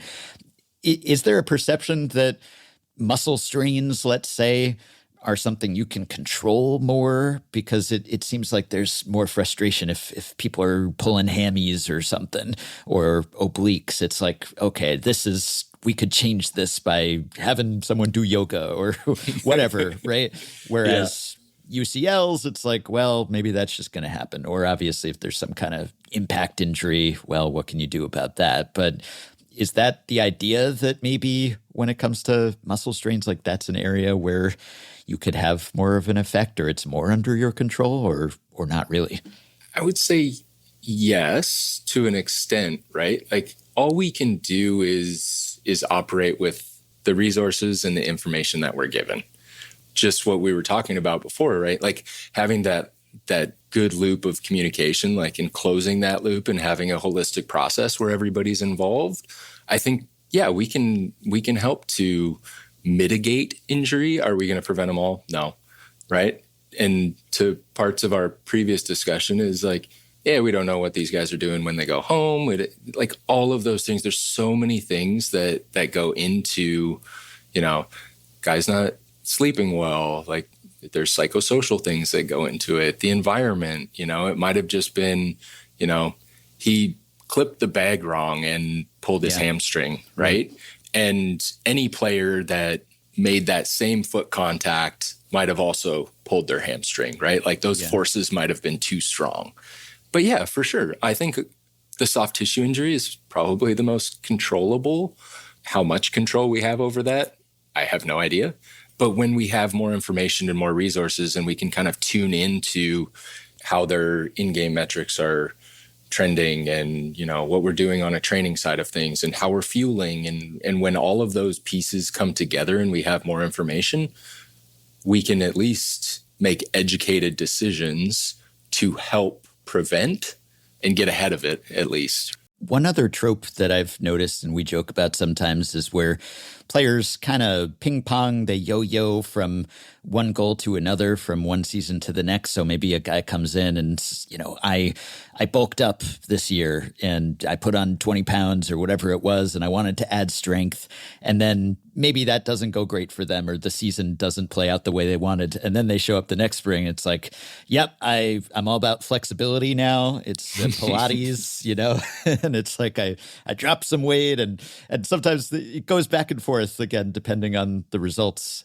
And so again, I wonder if there's like an optimal balance there, or whether you see that often where, okay, well, I didn't have a good year. I want to change everything now and just throw out the previous plan. And sometimes that's premature. Like, I guess ideally you're doing all of those things. You're lifting, you're doing flexibility stuff. So is there a danger in going all in one direction? Yeah, I think I've seen that over the last number of years. Like, to your point, a guy might put on 20 pounds in the off season, and I was told that I needed to hit more homers, so I went and put on 20 pounds. From my standpoint, I think of like driving a car, right? If we make slight corrections, we're probably going to get to our destination. But if we make big turns, and everything's really drastic, we might end up in a ditch, So from that standpoint, I'm just thinking about like, what's a reasonable goal for the off season? How can we make some minor tweaks and utilize the data that we're given to make these changes, support those changes. And yeah, maybe yoga is a part of your off season. Maybe we do need to have you on a mobility program, and maybe putting on 10 pounds of lean muscle mass is exactly what you need to do, right? But these large swings and like huge ebbs and flows, probably not where we want to be, right? Consistency in practice, right? Consistency is going to allow us to make these small changes and give our body time to adapt to that weight gain or that weight loss or the increased strength, or, all of these things that go into, what makes them a great professional baseball player. So I think a lot of the time we are given a lot of information. There are these large overhauls that are taking place, and we're kind of swinging the pendulum from one side to the other. But I think if we can just kind of stay right in the middle and just make these slow, sustainable changes, they'll lead to better outcomes in general. But I definitely you're totally right that there's guys that'll make these huge swings back and forth, and sometimes they work, sometimes they don't, but it is funny to see the psyche working on those things. How does body composition typically change over the course of a season? Because you'll sometimes hear players say they have trouble keeping weight on, and so they want to bulk up early in the year because the pounds will melt off. There's just so many games. It's such a grind. The weather gets warmer. They're expending so much energy. So is there an average progression? Is what you want ideally for nothing to change between April and October? And does it typically when you do blood work or you're doing measurements at the end of a long season as opposed to the beginning? And maybe some guys are still kind of getting in shape from the off season at the start of the season, though probably less so these days because it's kind of a year-round job and people are training constantly. It's not like they're having to work second jobs so much like they used to at the big league level. But yeah, how does that evolve? Yeah, I mean, you can definitely see that sometimes the game is what is conditioning them, right? So you might see some changes in body fat percentage. Again, back to the previous point, it's like if we can kind of keep things kind of steady throughout the year and see some smaller changes over the course of the year, then we're probably in a good spot. There's guys that will gain weight during the season. There's guys that'll lose weight during the season. That's kind of like my red zone. Like, I don't want to see guys losing weight during the season. And you're totally right. Guys will come in and be like, yeah, I'm coming into spring training 10 pounds heavier than I want to be. because I know that, after the 6 weeks of spring training, I'm going to drop that 10 pounds. And I'm like, dude, that's not where I want you to be. I don't want you to lose 10 pounds over the course of 6 weeks. That means you're in a pretty significant energy deficit. And that means that we're more susceptible to injury, right? Mm-hmm. And then, I can never, hold on to my weight during spring. I'm like, okay, well, but this guy over here can. Mm-hmm. This guy actually gained weight during spring training, So then that's where I need to dive into, how are they fueling? How can I support them, right? And just see kind of what's going on, under the hood and behind the scenes so that we can help them maintain weight during spring training. I would love if they improved and increased their weight throughout the course of the season, because that means that we're in an energy surplus and we're probably less likely for injury. I'm not saying they need to put on 10 or 20 pounds in season, but just kind of this slow weight gain or maintenance would be ideal. There's guys on both ends of the spectrum there, right? That, are playing every day and, losing weight. That's where as soon as I identify that, I got to step in and try to see how I can help support them, how we can get more energy in. Maybe that's a snack. Maybe I'm making a pregame smoothie. Maybe postgame we're working on, loading up that plate with carbohydrates a little bit more, those type of things, right? But again, both ends of the spectrum on that, right? I'm always amazed by how big leaguers seem to play through illness a lot of the time. And sometimes we see that because they'll just throw up on the mound or something, right? That happens. But I assume there's more going on behind the scenes. And sometimes it becomes a big story like it did with Mookie Betts this spring, where he was ill for a long time and just couldn't keep food down and was dropping almost 20 pounds. And you can kind of see that reflected in his performance metrics, perhaps, even though he's put a lot of that weight back on. But when you have a case like that, a player who's really struggling, I mean, most of us would have a hard time getting out of bed, and they're out there still playing Major League Baseball somehow. What can you and your colleagues do to support them to make sure that that doesn't spiral and lead to a long-term problem? Yeah, I mean, if the athlete's losing, 15, 20 pounds over the course of a, couple weeks, or maybe I'm not the specialist, maybe I need to reach out to, right. Somebody in my network to gather a little bit more information and kind of see what's going on. Obviously, in a situation like that, there would be other people other than myself that may be involved for extreme cases like that. But, just from a supplementation standpoint, right, I'm going to make sure that I can support them through zinc, vitamin C, anything that we can do to help support the immune system, beyond what is taking place maybe from like a over-the-counter standpoint in there, making sure they're hydrated, focusing on sleep, all of those things, just trying to tie that big picture together. Yeah, but the illness, sometimes you just got to ride it out. And these guys are going out there playing every night. And again, from my standpoint, just making sure that they have what they need from a nutrition standpoint. How can I help to bolster that immune system during that time, along with whatever they're doing OTC. Some players develop a reputation for being injury prone. How real is that?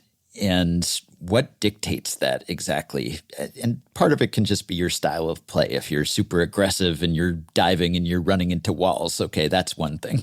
But if we're talking about just different healing factors, guys who just seem to recover more quickly than other guys, or just are susceptible to the same injuries over and over, I guess how much of a track record do you need to actually reach that conclusion and not say this is small sample, this is bad luck, whatever? And then if there is that kind of history, then what types of interventions might come into play? Man, the injury-prone athlete, I think it's largely dependent on, like, is that soft tissue, right? Has this guy pulled his hamstring, 6 times in the last 4 years?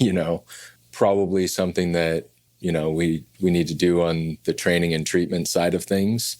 But then also from that standpoint, just for me, how are they fueling, right? Maybe there's guys that have aversions to eating before the game because their nerves are high. And like, if they're not supported from an energy standpoint, maybe that's part of the reason why they're, having these soft tissue injuries. Are they hydrated enough? Are we getting, are they getting enough electrolytes? Those type of things too can play a role. Sleep is obviously very foundational. That's where all of our recovery takes place. So if there's anything going on the sleep side of things, where they're not sleeping long enough, where their sleep quality is poor, what are they doing after the game? How can we like help down regulate them a little bit more to like get them to sleep faster? Because I think that there's a lot of, mental gymnastics that they're going through post game, just trying to navigate like the game, the situations, all that. Sometimes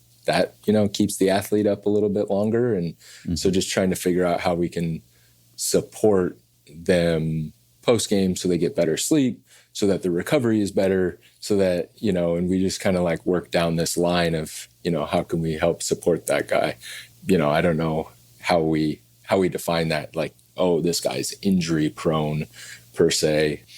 But, obviously if there's multiple events of the same type, then we got to go back to the drawing board, right? And try to figure out from what standpoint, like maybe that is a biomechanics thing. Maybe there's something in the way they're moving that we can identify, that we can then support through the training that we're doing, and then the treatment and the recovery side of things. And then I can support them from a fueling, from that fueling component. Just as many players these days will go to off-season facilities, or they'll have their own personal gurus who work with them on mechanics, et cetera. And ideally, you want those people to be working with, or at least not in opposition to, team personnel. Does that also happen when it comes to nutrition, diet, recovery, et cetera? Are there players who have their own staffs, essentially, or their own people who work with them over the off-season?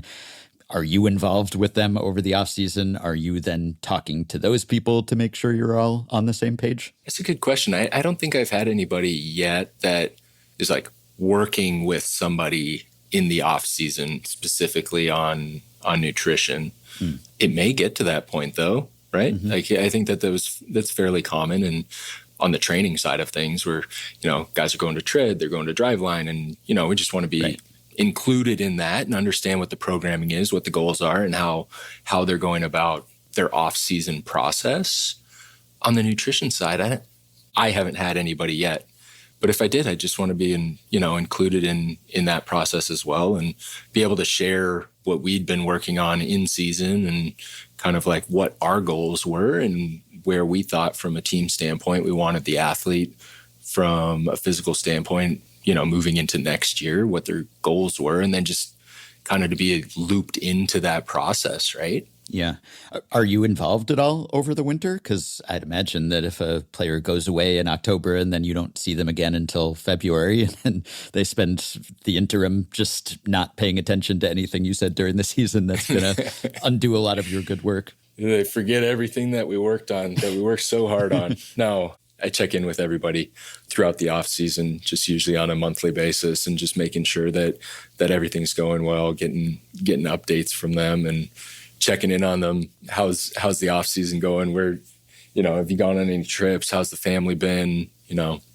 All of those things, right? Like just making sure that they're doing well, and just making sure that, again, I'm just gathering information and helping to support them if they're going through any roadblocks, or, if there's, how I can support them in what we've discussed at the end of the season from a nutrition standpoint and a training standpoint, what those goals are and how they're kind of progressing through it. So yeah, we're in contact, quite a bit over the off season, and just making sure that everything's going smoothly. So when they show up for spring training, it's not a big surprise, right? And lastly, you started in the minors in 2013, right? And a lot has changed since then. There's been unionization, there's housing, there's hopefully better conditions, much better nutrition than there was then. And I know you haven't been in your current role for that long, but I would assume that it makes your job easier as the major league dietitian if along the way players are getting dietary advice and also good nutrition throughout the minor league system. So how has that changed, or what's your sense of how it's changed across the game to the point where when players show up in your clubhouse, hopefully they have some idea of what you're going to say? Yeah, I was really fortunate. As soon as I got hired, we were able to start the process of finding a minor league coordinator. We did. She's amazing. Madeline Meinhold has been awesome in being able to help support our athletes, right? At the minor league level, we've added an associate position, hopefully continue to expand our performance nutrition department, right? If we can decrease that staff to athlete ratio a little bit more and continue to support our athletes in that way, just so that they have more resources and people to talk to and just more means to really just like improve their performance. I'm excited about the future and being able to expand.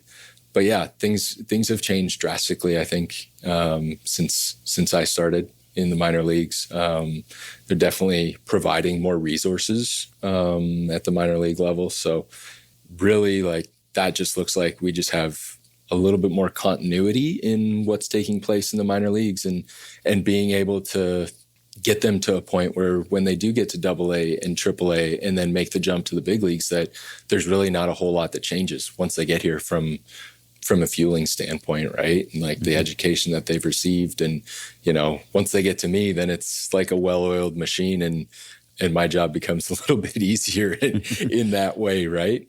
I'm excited. Madeline's doing an amazing job, and we're just looking to help bolster the minor league side from a staffing perspective, and really just being able to, what it comes down to is just being able to give our athletes the resources that they need, so that we're coming into less of those situations where, the athlete's losing or gaining or, all of those things, and they're a little bit more consistent in their process. So once they get to me, they can just hit the ground running, Well, this was fascinating, and there are many more questions I could ask, and you have no idea how many questions about Mike Trout and Shohei Ohtani I stopped myself from asking because you probably can't answer them currently, but this was really enlightening, and I'll let you go because you've got to get to the park and start making some smoothies.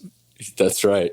The Smoothie King. Thank you, Adam. Ben, thank you so much for having me. It was a pleasure. All right. Ben Clemens made the point to me that to be a dietitian in Milwaukee, just so many temptations, beers, brats. I should have asked Adam if that makes it harder for him to do his job, but I asked Adam enough. Now let's ask some other questions. I'll be back after one more quick break to talk to Emery Brinkman about how he finds stats for OptaStats. Have a catch and a slog with me in a virtual rise. From small sample size, these fun facts must lie. It's effectively wild, a strange but good hang. Effectively wild. All right, I am joined now by Emery Brinkman, who is a senior editor for Stats Perform and one of the brains behind the @OptaStats Twitter account. Emery, welcome. Hey, Ben. Nice to be on. Nice to have you on. Senior editor is also my job title at The Ringer, but can I call you, for the purposes of this podcast, a professional fun fact finder? Would that be an accurate label? Yeah, that's a properly descriptive label. Okay, perfect. Got to be precise about these things, as you know, when it comes to fun fact finding as well. So I've had it in the back of my mind to try to talk to someone who helps run this account for a long time, because a lot of your handiwork has come up on the podcast in one way or another. And we talk all the time about fun facts and qualifiers and what makes a good fact. And I was tagged on one of your recent tweets just from earlier this week, which was a masterpiece of the form. And here it is. Daniel Schneemann of the Cleveland Guardians is the, you know which one I'm referencing, is the second player in MLB history to have a multi-homer game on the road that included a game-winning grand slam with his team trailing and down to its final out. And then the kicker, of course, The other was Boston's Babe Ruth on July 18th, 1919. And then you have a photo of Daniel Schneemann next to the Babe, just two legends of the game. And of course, many of the replies were, what an honor for Babe Ruth. He's in some great company here. So maybe you could just take me through the finding of that particular fact as an example of the way this works, and then the presentation, just the whole process that led to this being put out in the world. Yeah, for sure. I got to, first of all, I didn't do this one personally, but I got to give credit to Sam. Okay. Who, you love Sam tweets. You guys love Sam's tweets. Oh, is Sam the specialist that really attracts our attention here? He's our he likes working late nights, so he gets a lot of these like end of game, end of day sort of tweets nice. That you've read on here before. But yeah, what's Sam's last name, just so we give him full credit? Sam Hovland. Okay. He's a legend of the Optistats Twitter account. You know, you start looking for things. And I don't know how Sam came up with this one specifically, but we look for all sorts of things. We're watching the games. We're fans of the games, just like you are, everyone else. And we try to find anything that's an outlier, anything that includes like the first time since the Hall of Famer, you know. Yeah. Something, the simpler it is, that you can surprise someone with something simple is what we really like. And then we have this massive database that goes back to, you know, the 1800s, and we can try to pick out any little thing. So no qualifier in there is too ridiculous. So it turns out well. Yeah. Yeah. Well, I guess we should talk about the tools available to you. And I think I at one point played around with the stats tool and interface, which is available to media too, right? If you subscribe to it. Yeah. And so I think I had some experience with this years ago and know that you can call up all kinds of things on command, and it's not like you necessarily need to be writing SQL code or something, though I'm sure you can and have done that as well. But for sure. How does that tool allow you to pick out facts like these in a less labor-intensive way? And how granular can you get? And like, I guess it's not just down to the plate appearance level, it's maybe down to the pitch level as far back as that goes, 1988, and then everything else, does that go back to the very beginning? Tell me what is at your disposal here. Well, we have this tool called Optistats Pass, which I think is what you're referring to, which has all sorts of game logs, splits. It has advanced searches of all these splits throughout the years. There's a really good home run database because we can get home runs all time. Since 1876, we have all the home runs. Mm-hmm. Like you said, pitches only go back to 1988. There are some things we're limited on there. We also do SQL things, like you mentioned. We also have our own internal stat head, if you will. We call it the Internal Research Center, where we use the SQL queries to build out a stat head-like system that we use. And then we also use some Tableau for visualizations, and sometimes I just find that's easier to pull up things than SQL. Mm-hmm. We can use all that to be creative in our own ways. There's nothing on StatsPass or IRC that's telling us to like look into multi-home run games on the road. It's like that's where our creativity comes in, and we're like, wait, when was the last time this happened? Oh, that's a weird thing. We just kind of look at it that way. Yeah. And is there an automated aspect to it? I'm trying to recall because I had a stint at Bloomberg Sports, the defunct Bloomberg Sports. Oh, did you? Yeah. Years ago. Yeah. And one of the things that I did there was produce broadcast notes. We had various broadcast partners. I know you've done this sort of thing too, and still do, I guess, but just the little tidbits that you might hear on a game broadcast. And I don't think that we had tools at the time that would necessarily flag these things for us. We did use Tableau and that sort of thing. But do you have any kind of automated report that will flag things for you? Or is it entirely human directed? It's not like it surfaced this, hey, here's a great comp, Daniel Schneemann, Babe Ruth, but this would have to come from, I just wonder about the impetus of these things sometimes, because I guess it's just like you look at the circumstances of his homer and then you drill down further and here's another level and another layer, and then you strike gold from time to time and realize, he's one of only two, and by the way, the other is Babe Ruth. But that's probably hard to automate, at least now, in a way that gives it that personal touch. Yeah, you can't quite automate Daniel Schneemann to Babe Ruth. I'm sure Sam saw a list and then Babe Ruth was down at the bottom and he like kind of narrowed it down and Yeah. pulled out the guy from the 60s that nobody's ever heard of and stuff like that. We do have some automated things in the Internal Research Center, which like we'll do if we're doing a matchup, it'll give us some things where both teams are top 5. So then we can go into that, or we'll have a milestone tracker, which we actually give to teams and stuff too. It's like, hey, this guy's 3 home runs away from 100th on the all-time list or whatever it is. Mm-hmm. So we do have a lot of those things that are looking out for us and make us look good. But yeah, the Schneemann thing is it's definitely just a Sam being creative. How often are you kind of torturing the qualifiers to produce? All the time. Yeah, all the time. Right. Yeah. So my Sam Miller, former co-host, co-author, he used to say all fun facts lie and that there's always some sort of misleading aspect to them. And I guess when it comes to the qualifiers, yeah, if you see a Babe Ruth and then you try to figure out, like, reverse engineer, how do I get Schneemann alone with Babe Ruth on this list? And then you try to figure out a way to do that. So you're starting often from that destination almost, and then figuring out how do I get the proper qualifiers here to make this happen? Yeah, I'd say that's about it. And yeah, I completely understand Sam Miller's point. That is, yeah. I try to keep out the qualifiers as much as possible. Like you want something. Even today, qualified pitchers is lying because there's only like 15 of them. So it's you're always going to lie if you have a qualifier, but you still need them. The best ones, like we had one before the World Series last year. For the first time in MLB history, 250 home run hitters in the regular season will play against each other in the World Series. It was Judge and Ohtani, and that's to me that's the most beautiful one because there is no qualifier, and it even when I saw it, I was like that can't be right. Like Willie Mays must have played, I don't know, Mickey Mantle in the World Series, but nope, it never happened when they both hit 50. So interesting. So even though I think of the OptiStats account as coming up with these incredibly convoluted multi-layer, and I say that in kind of a complimentary way for the most part. We love it. Yeah, but your ideal is actually not that. It's just sort of a simple one that packs a punch. I mean, that's my personal favorite. But there's many sorts of fun facts, and we love each of them.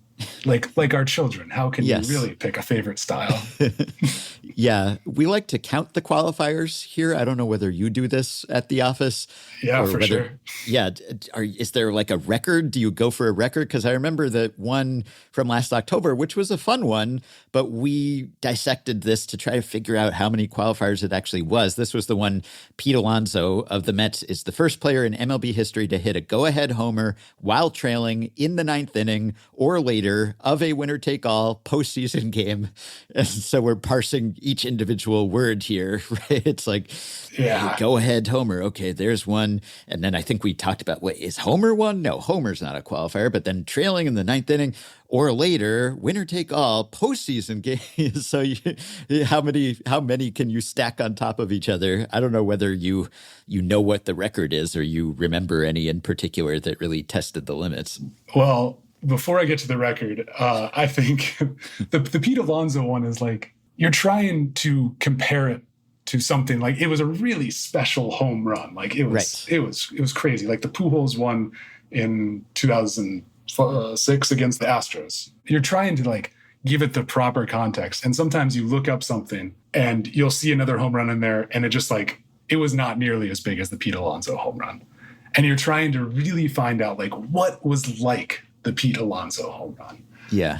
So I think that's where those sorts of qualifiers come from. The most qualifiers I've ever seen does not come from us. It was a Thaddeus Young fun fact. It's somewhat famous in our department and around people who do our job, but it was like 19.5 points per game, 11.2 rebounds per game, 33% shooting, 51% from the free throw line. And it compared him to LeBron James and Larry Bird and Wilt Chamberlain. And Yes. That's got to be the most ridiculous one that's ever hit air. And we always try to not be like the Thaddeus Young note. Yeah, you could take it too far. Yeah, that one is kind of famous. I've seen that sort of memed. It's semi-infamous, but funny. Like, you can kind of do them tongue-in-cheek in a way, right? Like, there's a self-conscious or self-aware way to do this where you're in on the joke. And the Thaddeus Young one, players with 800 games to average 13 and a half points, 5.9 rebounds, 1.4 steals, 49% field goal shooting, 30% three-point field goal percentage. And yet Magic, Bird, Jordan, LeBron, Thaddeus Young. I mean, that's art. And I'm okay with that as long as it's like you're not trying to elevate Thaddeus Young to that pantheon, but you're drawing attention to the fact that fun facts lie. And that's okay, I think, if you've established that you have that tone. Yeah, absolutely. I think there was the Padres ran one a few years ago that may have been from us. I'm not entirely sure. Said they were 52-0 when outscoring the other team. Right. those sorts of things. Yeah, we have fun with it. The broadcasts have fun with it. It's 162 games. You gotta do something throughout the season. But whenever I meet people at a bar or, a friend of a friend or something, they're always like, oh, so you're the guy who can tell me what the batting average was in May on grass when the temperature was 62 degrees. And like, yes, I can. I'd rather not, but yes, I can tell you that. Yeah. It's funny because sometimes sabermetrics gets tarred with that too, where people kind of conflate the fun fact finding, which is a noble pursuit in its own right, and sabermetrics, which is sort of separate in a way. Like, the overlap is that, we're working with stats and numbers, but with a fun fact, I think The Simpsons may have even made a joke along these lines in its sabermetrics send-up episode, but the sabermetrician is not typically diving deep into some small sample elaborate split, right? Because that's not going to be meaningful. And that's what you're trying to do sometimes with a fun fact. So it's a separate pursuit that I think people just lump together into this is dorky things that you can do with baseball stats, which fair, but different goals. Yeah, for sure. If I was, in a baseball ops department or trying to win a bet or something, I would use the sabermetrics. I would use the larger samples, the appropriate data.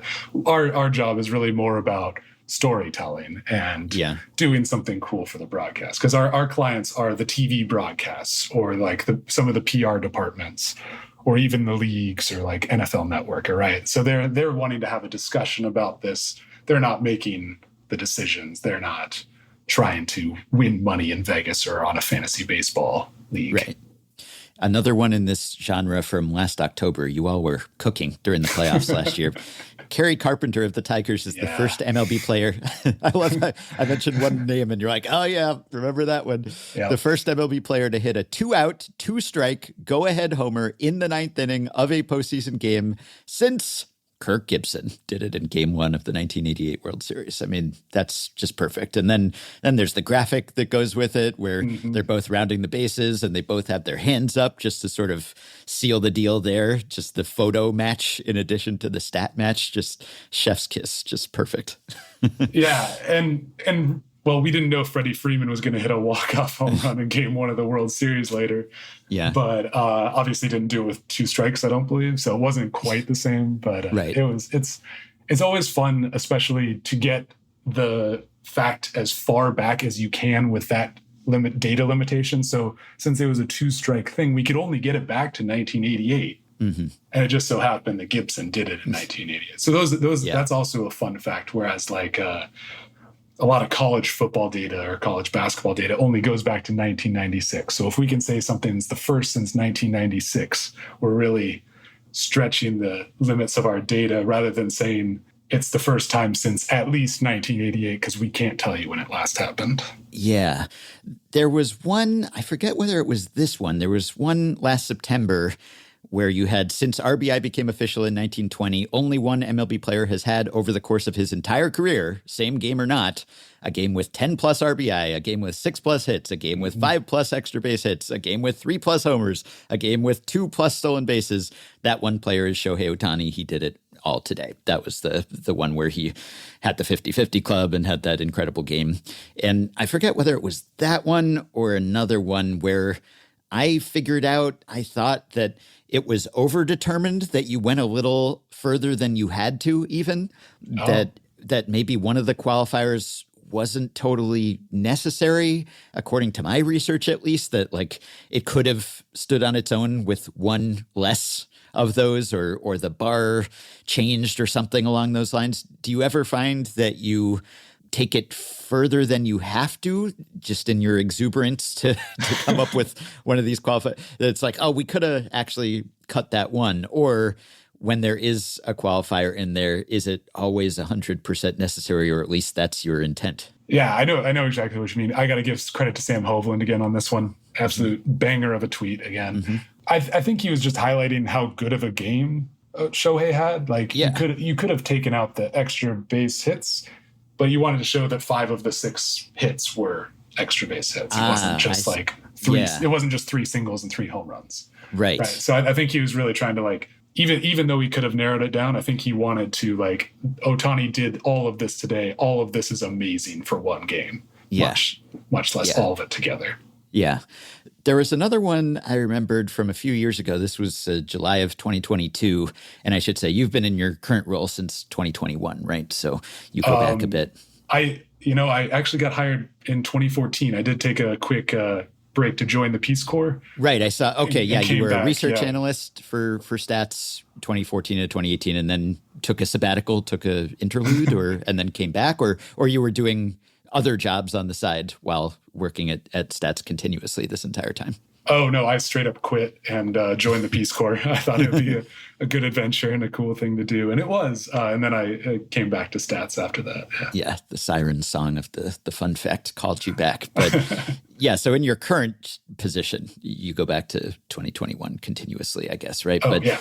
Anyway, you've been there for a while is what I'm saying. So this was during your tenure. So one that stood out to me was there have been over 10,000 days in MLB history with 10 or more games. Today is the only one of those where nobody hit 2 or more homers in a game. Nobody had 2 or more stolen bases in a game. Nobody scored 3 or more runs in a game.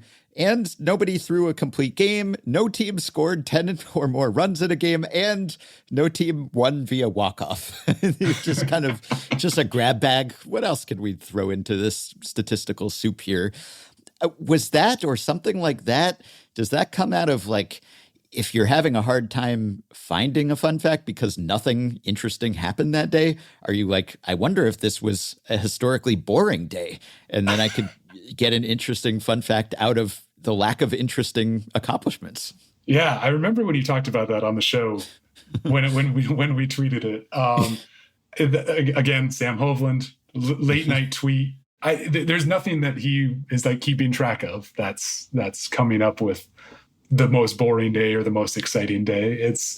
He's just poking around. And the fun thing about that one was none of them are unreasonable, right? Like, obviously in this era, the complete games are going to be a lot fewer, but like, you'd think the 10 runs would have happened, or like, you'd think any of the others would have happened. So he was probably just poking around with some free time. He, like you, Ben, he's a night owl. So just having a go at the stats and seeing what he could find. Yeah. My only quibble with that one, I guess, would be just that it mixes player accomplishments and team accomplishments, which is okay, I guess. It's upfront about what it's doing there, but there's no real connection, I guess, between nobody having 2 or more stolen bases in a game and no team winning via walk-off. I guess the connection is just like, again, nothing stands out about this day, right? So it's just all kind of in that genre, but it's just a congeries of statistical quirks. There was also one I remember, I think from around that time. Tonight in MLB, there were 4 shutout wins by scores of 1-0, 2-0, 3-0, and 13-0. The last time there was a 1-0, 2-0, 3-0, and a 13+ run shutout all on the same day was on August 12th, 1890, which is just like quite random. You know, if it was 1-0, 2-0, 3-0, 4-0, which is where you think that's leading as you're reading it, okay. And then, well, we'll throw 13-0 in there. And that hasn't happened since 1890. It's, you know, it's a stretch. But look, I appreciate sometimes reaching for one of these. Yeah, I mean, some of them are going to be stretches. Like you said, we know we're having fun with it. Our Twitter account isn't always like the most serious thing. But I think that's another one where we're like, oh, this looks funny on the daily box score or the daily like scoreboard. And you just kind of start poking into it. Probably started with the 1, 2, and 3 shutout. Yeah. Yes. And then like saw that wasn't rare enough. Yeah, exactly. You're like, oh, well, you got in this 1800s. Ooh, that's a different number. Yeah, right. Stathead doesn't even go back that far. Look at us flexing our 19th century baseball stats here. Yeah, exactly. So how many people are part of the team then? Is it like a round the clock rotation? Who's staffing this account? Yeah, it's around the clock. There's 15 people in our department, but wow. The company is much bigger than that. We have a sister department in Europe that does the same sort of thing for soccer. Yeah. Maybe you're familiar with Opta Joe. Right. Yeah, that's a sister department. And then we've also, I talked to people in India. I know we have coworkers in Italy, and so it's a big company. But this account is run by us, 14 or 15 people, and we have staggered work schedules. Some of us are in the morning. Like I said, Sam is an evening guy. I work on Sundays. Some people work on Saturdays with weekdays off, that sort of thing. OptaJoe has 1.3 million followers on Twitter, so you're lagging behind. You got to get your numbers up at OptaStats, a measly 131.7K. I guess there are a lot of soccer fans out there. Who knew? Yeah. It turns out it's a really, really popular sport. When I did P-Score, nobody knew who Aaron Judge or Shohei Ohtani were, but they all knew who Messi and Ronaldo were. Right, yeah. So your most recent tweet from this account is also Shohei Ohtani related. I'm sure that speaking of stats he performs quite well, I would imagine, both on the field and in terms of virality. And yeah, you probably also just have more mechanisms, more avenues of fun facts for him. But this most recent one, current MLB ranks for Shohei Ohtani, tied for 4th in homers, tied for 5th in extra base hits, 4th in total bases, tied for 96th in RBI. And then it's the first time any player has been in the top 5 in MLB in homers, extra base hits, and total bases, but outside the top 90 in RBI at the end of any day in May or later since RBI became official in 1920. I mean, I guess these are times where it is helpful to have that tool, I assume, because like looking at a day-by-day RBI leaderboard by season and also all those other leaderboards. I don't know if this is one that you are able to pull directly from that tool or whether this would require manual searching, but that's the one that kind of just gives me a headache to think of having to look that up on my own. So yeah, that's definitely a SQL query using all the tables, bring them together, because the end of any day or May or later is tough. Like the first part for a full season wouldn't be too hard to get, but to get the any day in May or later. And like you said with the qualifier, you need the any day in May or later just because I'm sure it's been April 5th and someone has done this and it doesn't matter, Yeah. But, and I assume that just comes out of, hey, he has 11 dingers and only 16 runs batted in. That doesn't seem like a lot. And then you figure out how weird that is and try to make it sound weird.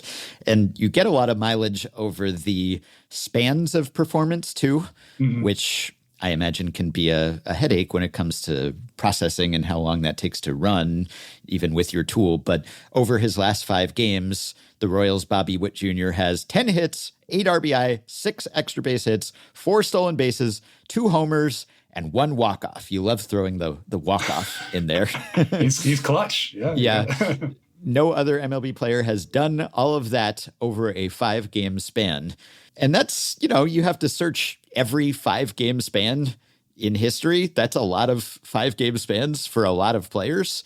So I don't know, does something like that take a while to run, or do you have it laid out in the database in such a way that that's actually quick and easy? So the span one is we have an internal research center tool that does the spans. And while I'm sure this took a while to run, since it was every 5-game span in MLB history, it's not a difficult pull for us. Okay. Fancy. Yeah, so we have clients who are constantly asking us questions and stuff. So we built this out so that we can easily answer their questions, cater to those things. Or when we're doing live support, like for example, we do a bunch of Pittsburgh Pirates games. We're on Slack with the Pirates announcers. And so we can pull that stuff up really quick whenever they ask it or whenever we think about it to try to give stuff as quickly as possible, timely as possible. Yeah, and I was going to ask a bit about your background because I know you go back with the team media relations departments or communications departments, and you were with MLB way back as a social media correspondent, and then with the Mariners as an intern, with the Rays as an intern. You were in communications with the Rockies for a little bit, and you were controlling the @Rockies PR account, which I don't know if that individual account exists anymore, but I wouldn't want to be the one in charge of Rockies PR these days, so probably for the best. That it was tough in 2014 too. Yeah, imagine 2025. But how much easier has it gotten for you to look things up since you're coming out of school in 2012 or so? And I guess you even did this kind of work as a sports information intern at the University of Washington when you're still in college. So you go back a bit with this kind of research, and I assume that your research powers and capabilities have improved over time, but also just generally the industries. So how much easier is it now to look up this kind of information than it was even when you started? Yeah. Oh, great question. It's wildly easier almost every single day. When I was doing stuff for the media guide at the University of Washington, I was pulling some things from memory because I had worked for the football team. And I'm like, oh, we missed this long run that Chris Polk had. And I just put it in there. I remembered it from the game, pulled up the box score on ESPN. But now we have, as we continue to build out this internal research center, we just added a program the other day that does consecutive pitches. So you can do consecutive fastballs that are strikes, or you can do consecutive curveballs thrown to left-handers, or you can do consecutive pitches taken by a batter, or whatever it is. So we're constantly adding stuff like that. I love that one that we just did.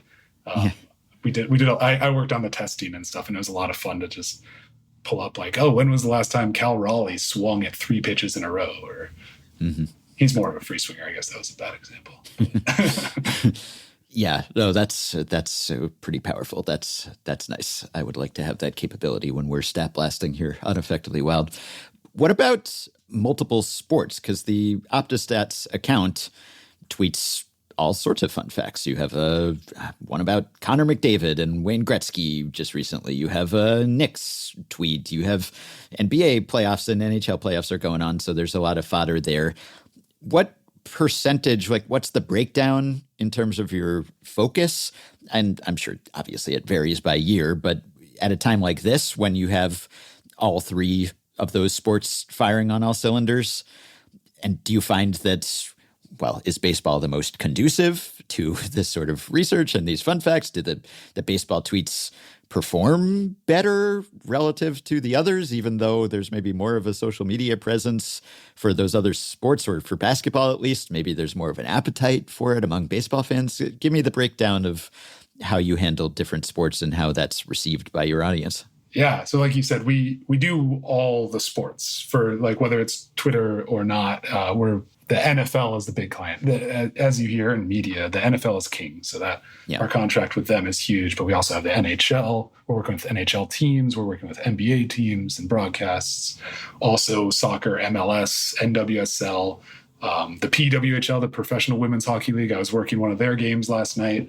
So we're all over the place. In terms of performance, I would guess the NFL ones, I guess, do the best because it's the most popular league. But as you said, MLB is conducive to these types of fun facts.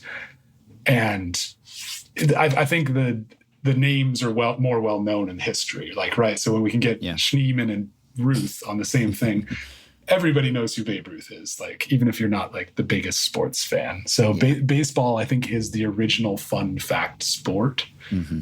But obviously, and the NBA tweets do really well. That coverage is really popular. NHL, a lot of eyes there.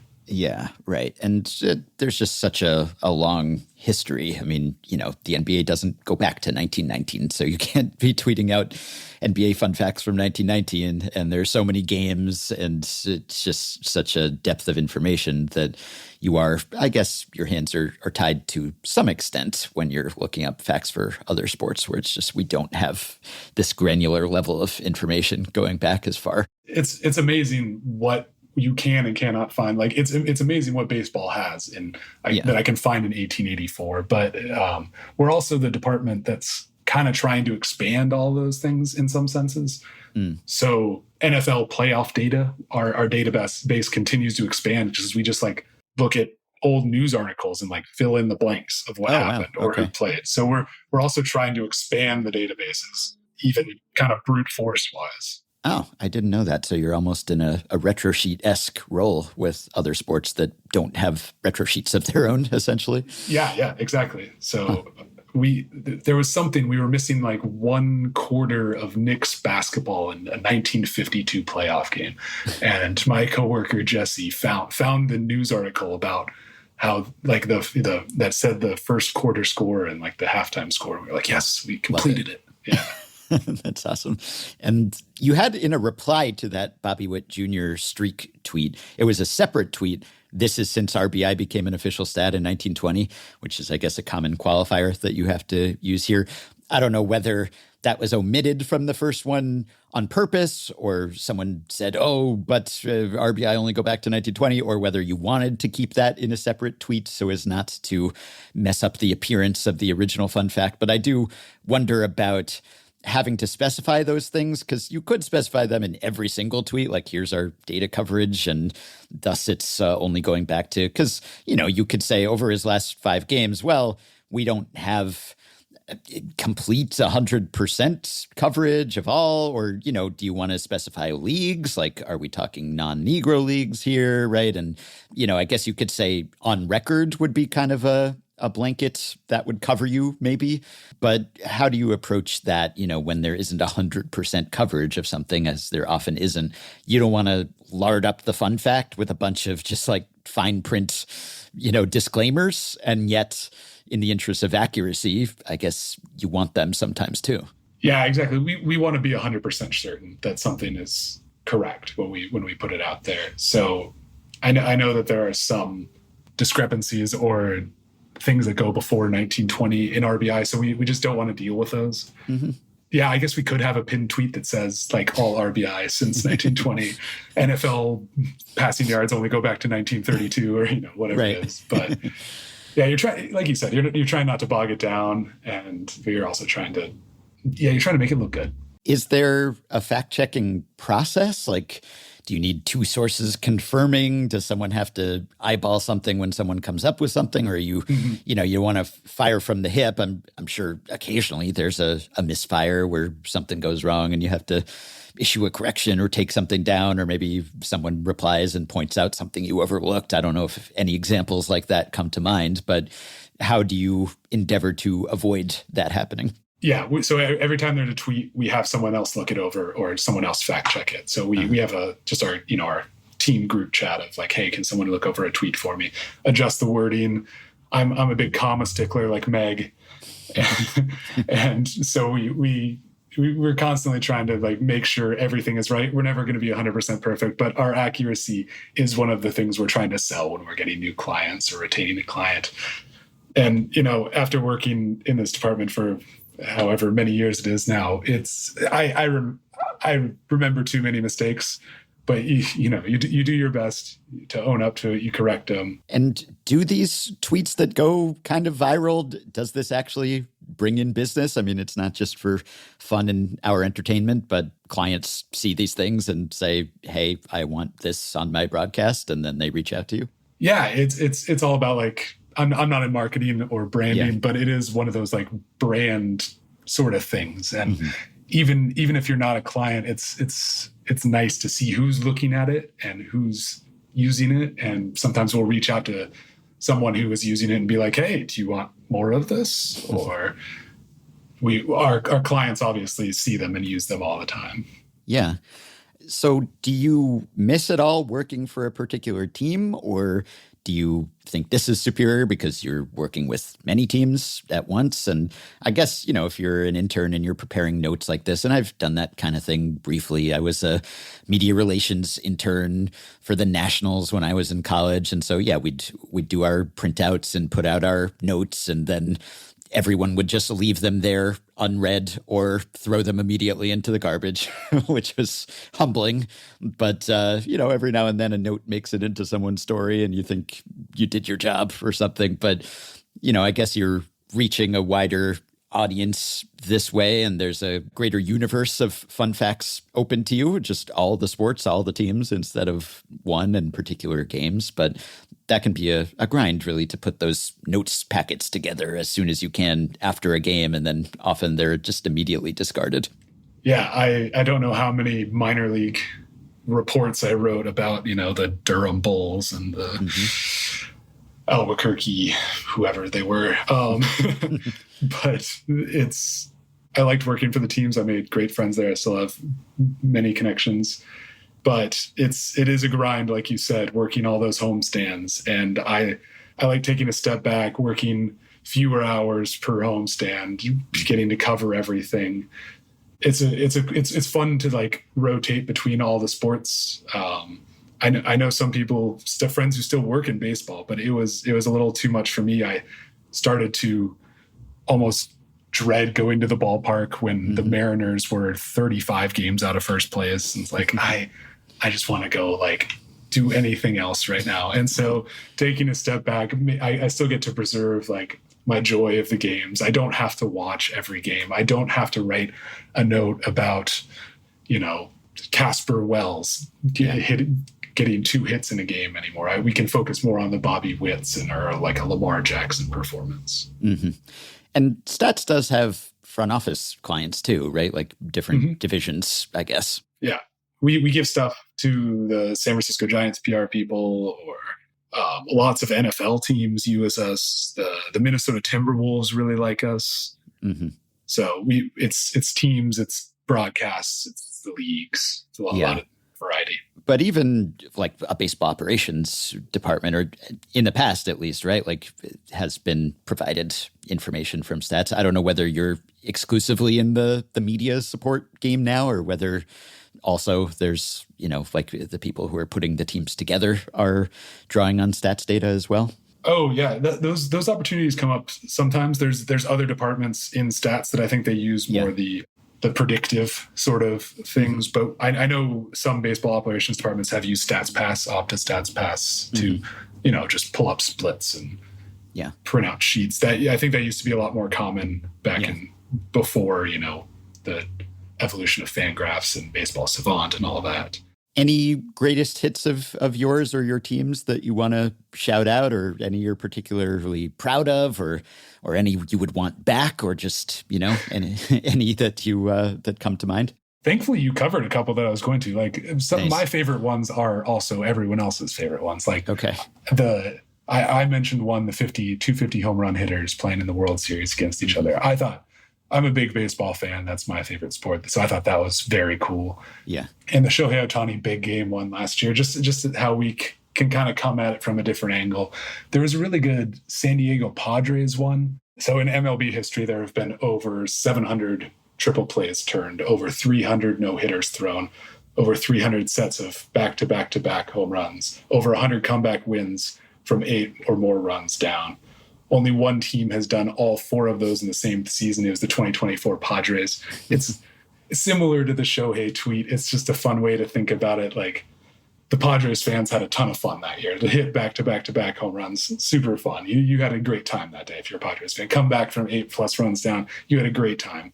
Yeah. So it's just like your joy and your understanding of the season is justified because it was so cool and so unique. Mm-hmm. I do have one tweet that was a miss. We never put it out there. It's my favorite tweet that we've never put out there. Ooh, okay. Jake Berger, I believe, hit a walk-off grand slam last year, a couple years ago. I wanted to do players walk-off grand slams with a last name that's a food, because Jake Lamb had one and Jim Rice had one. But we never ended up putting it out there. There was too much debate about like what is a food. Right. Yeah. Too subjective, I guess. Yeah. Can't query that. Yeah. Don't have a table for food named players. So. Yeah. Or like, is this animal edible? No, I don't think so. Yeah, lots of things can be food technically, but what you want them to be. So for anyone who wants to follow in your fun fact footsteps here, it seems like it's a great mix of skill sets that would be boons here, because you need some technical acumen, and you can tell me what skills would be useful from a data processing perspective, but you also just need an understanding of sports and an enthusiasm for sports, because you could have all the data wrangling skills in the world and you just wouldn't really know what to look for, right? So you need that idea generation, and then you also need the technical tools to be able to get the answer. So what would you recommend that people do if they want to be a professional fun fact finder too?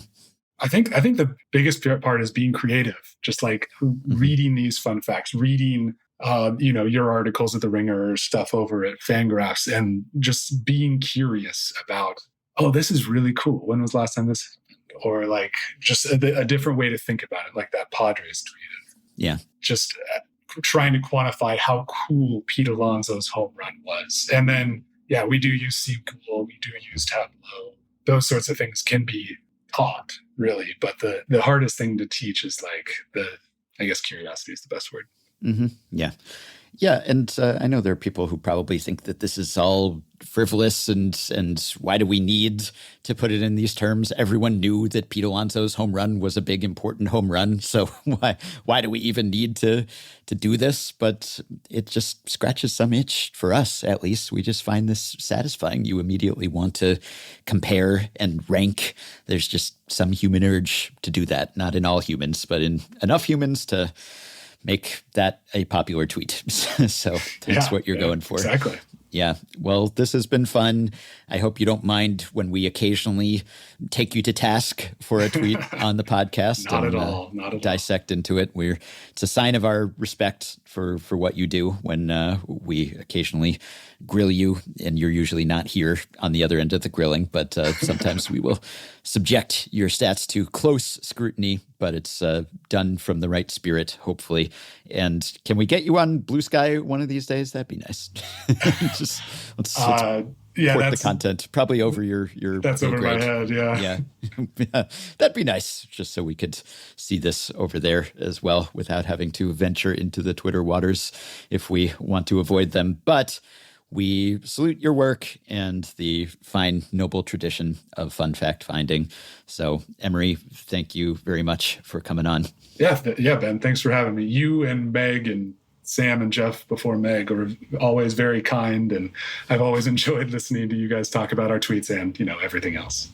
All right. Thanks to all of our guests. After Emery and I finished recording, he praised our frequent Stat Blast correspondent, Ryan Nelson. He's amazed at what Ryan is able to dig up despite not having access to the tools that Emery has. Nice little game recognized game moment. Tip of the cap from one stat fact finder to another. We are lucky to have Ryan here doing what he does. So we heard from the man of the hour. We engaged in some brinkmanship. The Baseball Jobs series will eventually sporadically roll on. Just wanted to shout out a post from Michael Rosen at FanGraphs published on Friday, headlined Jacob deGrom Command God. Michael pointed out that even though deGrom is not throwing as hard as he used to, seemingly largely by design, his command is the best in baseball. Now, even deGrom with diminished stuff is still like 80th percentile in stuff. He's still better than the vast majority of pitchers, but he has throttled down a tad, intentionally, he says, though perhaps also advancing age, post-surgery, etc. And he had a rough start to the season, but he's been better lately and good overall. And of course, I'm rooting for him to succeed. And I was pleased to see this post because of my old hobby horse about, hey, deGrom should throw slower. He doesn't have to throw max effort all the time. He has so many weapons. He can take the long view and still be great in the short term. Wasn't as if he was good because he was throwing super hard and he had no idea where it was going, so he needed every extra tick. He has pinpoint command. Even before the surgery, throwing harder than he is now, his command was roughly this great. Though throwing slower might help that too. He might not be as good sitting 97 as he was sitting 99, but but he might last longer, and that's what we want. Pirates manager Derek Shelton didn't last, but this sentence in the Pirates statement about his firing was really rich. Bob Nutting said, "We need to act with a sense of urgency and take the steps necessary to fix this now to get back on track as a team and organization." Well, we're all looking for the guy who did this. Why don't you act with a sense of urgency, Bob? Why don't you sign some free agents? Give your manager more talent to work with. I don't know what Derek Shelton was supposed to do, or what his longtime right-hand man, Don Kelly, is now supposed to do, except hopefully get some guys back from the injured list. Maybe Mr. Nutting will act with a sense of urgency and spend some of his money, or decide that after making a change at manager, a change at owner is in order. Not great, Bob. You gotta think Derek Shelton and a long line of other managers who've lost their jobs are looking at Bud Black in Colorado and saying, how does he do it? Kyle Freeland's quote this week, comparing the Rockies to the teams that have beaten them, the Tigers, the Padres. What they're doing is right, and what we're doing is wrong. We're not winning baseball games. We're playing a bad brand of baseball all around. Pitching, hitting, fielding. Harsh, but fair. Not that I think giving Bud Black the boot would change anything in a meaningful way, but I do wonder how you survive quotes like that from your players, let alone the results in the standings. I guess it helps if you don't have high expectations to begin with. Nobody believes in you, you can't let them down. Life hack. That will do it for today and for this week. Thanks as always for listening. Meg will rejoin me next week. I would venture to say that what you're doing is right if you support Effectively Wild on Patreon, which you can do by going to patreon.com/effectivelywild and signing up to pledge some monthly or yearly amount to help keep the podcast going, help us stay ad-free, and get yourself access to some perks. As have the following 5 listeners: Regina Hogel, Michael Hank, Allison, Jana Gardner, and Francisco Dominguez. Thanks to all of you. Patreon perks include access to the Effectively Wild Discord group for patrons only, monthly bonus episodes, prioritized email answers, playoff live streams, personalized messages, discounts on merch and ad-free FanGraphs memberships, and so much more. Check out all the offerings at patreon.com/effectivelywild. If you are a Patreon supporter, you can message us through the Patreon site. If not, you can contact us via email. Send your questions, comments, intro and outro themes to podcast@fangraphs.com. You can rate, review, and subscribe to Effectively Wild on iTunes and Spotify and other podcast platforms. You can join our Facebook group at facebook.com/group/effectivelywild. You can find the Effectively Wild subreddit at r/effectivelywild. And you can check the show page at FanGraphs or the episode description in your podcast app for links to the stories and stats we cited today. Thanks to Shane McKeon for his editing and production assistance. We hope you have a wonderful weekend, and we will be back to talk to you next week. If baseball were different, how different would it be? And if this thought haunts your dreams, well, stick around and see what Ben and Meg have to say philosophically and pedantically. It's effectively wild.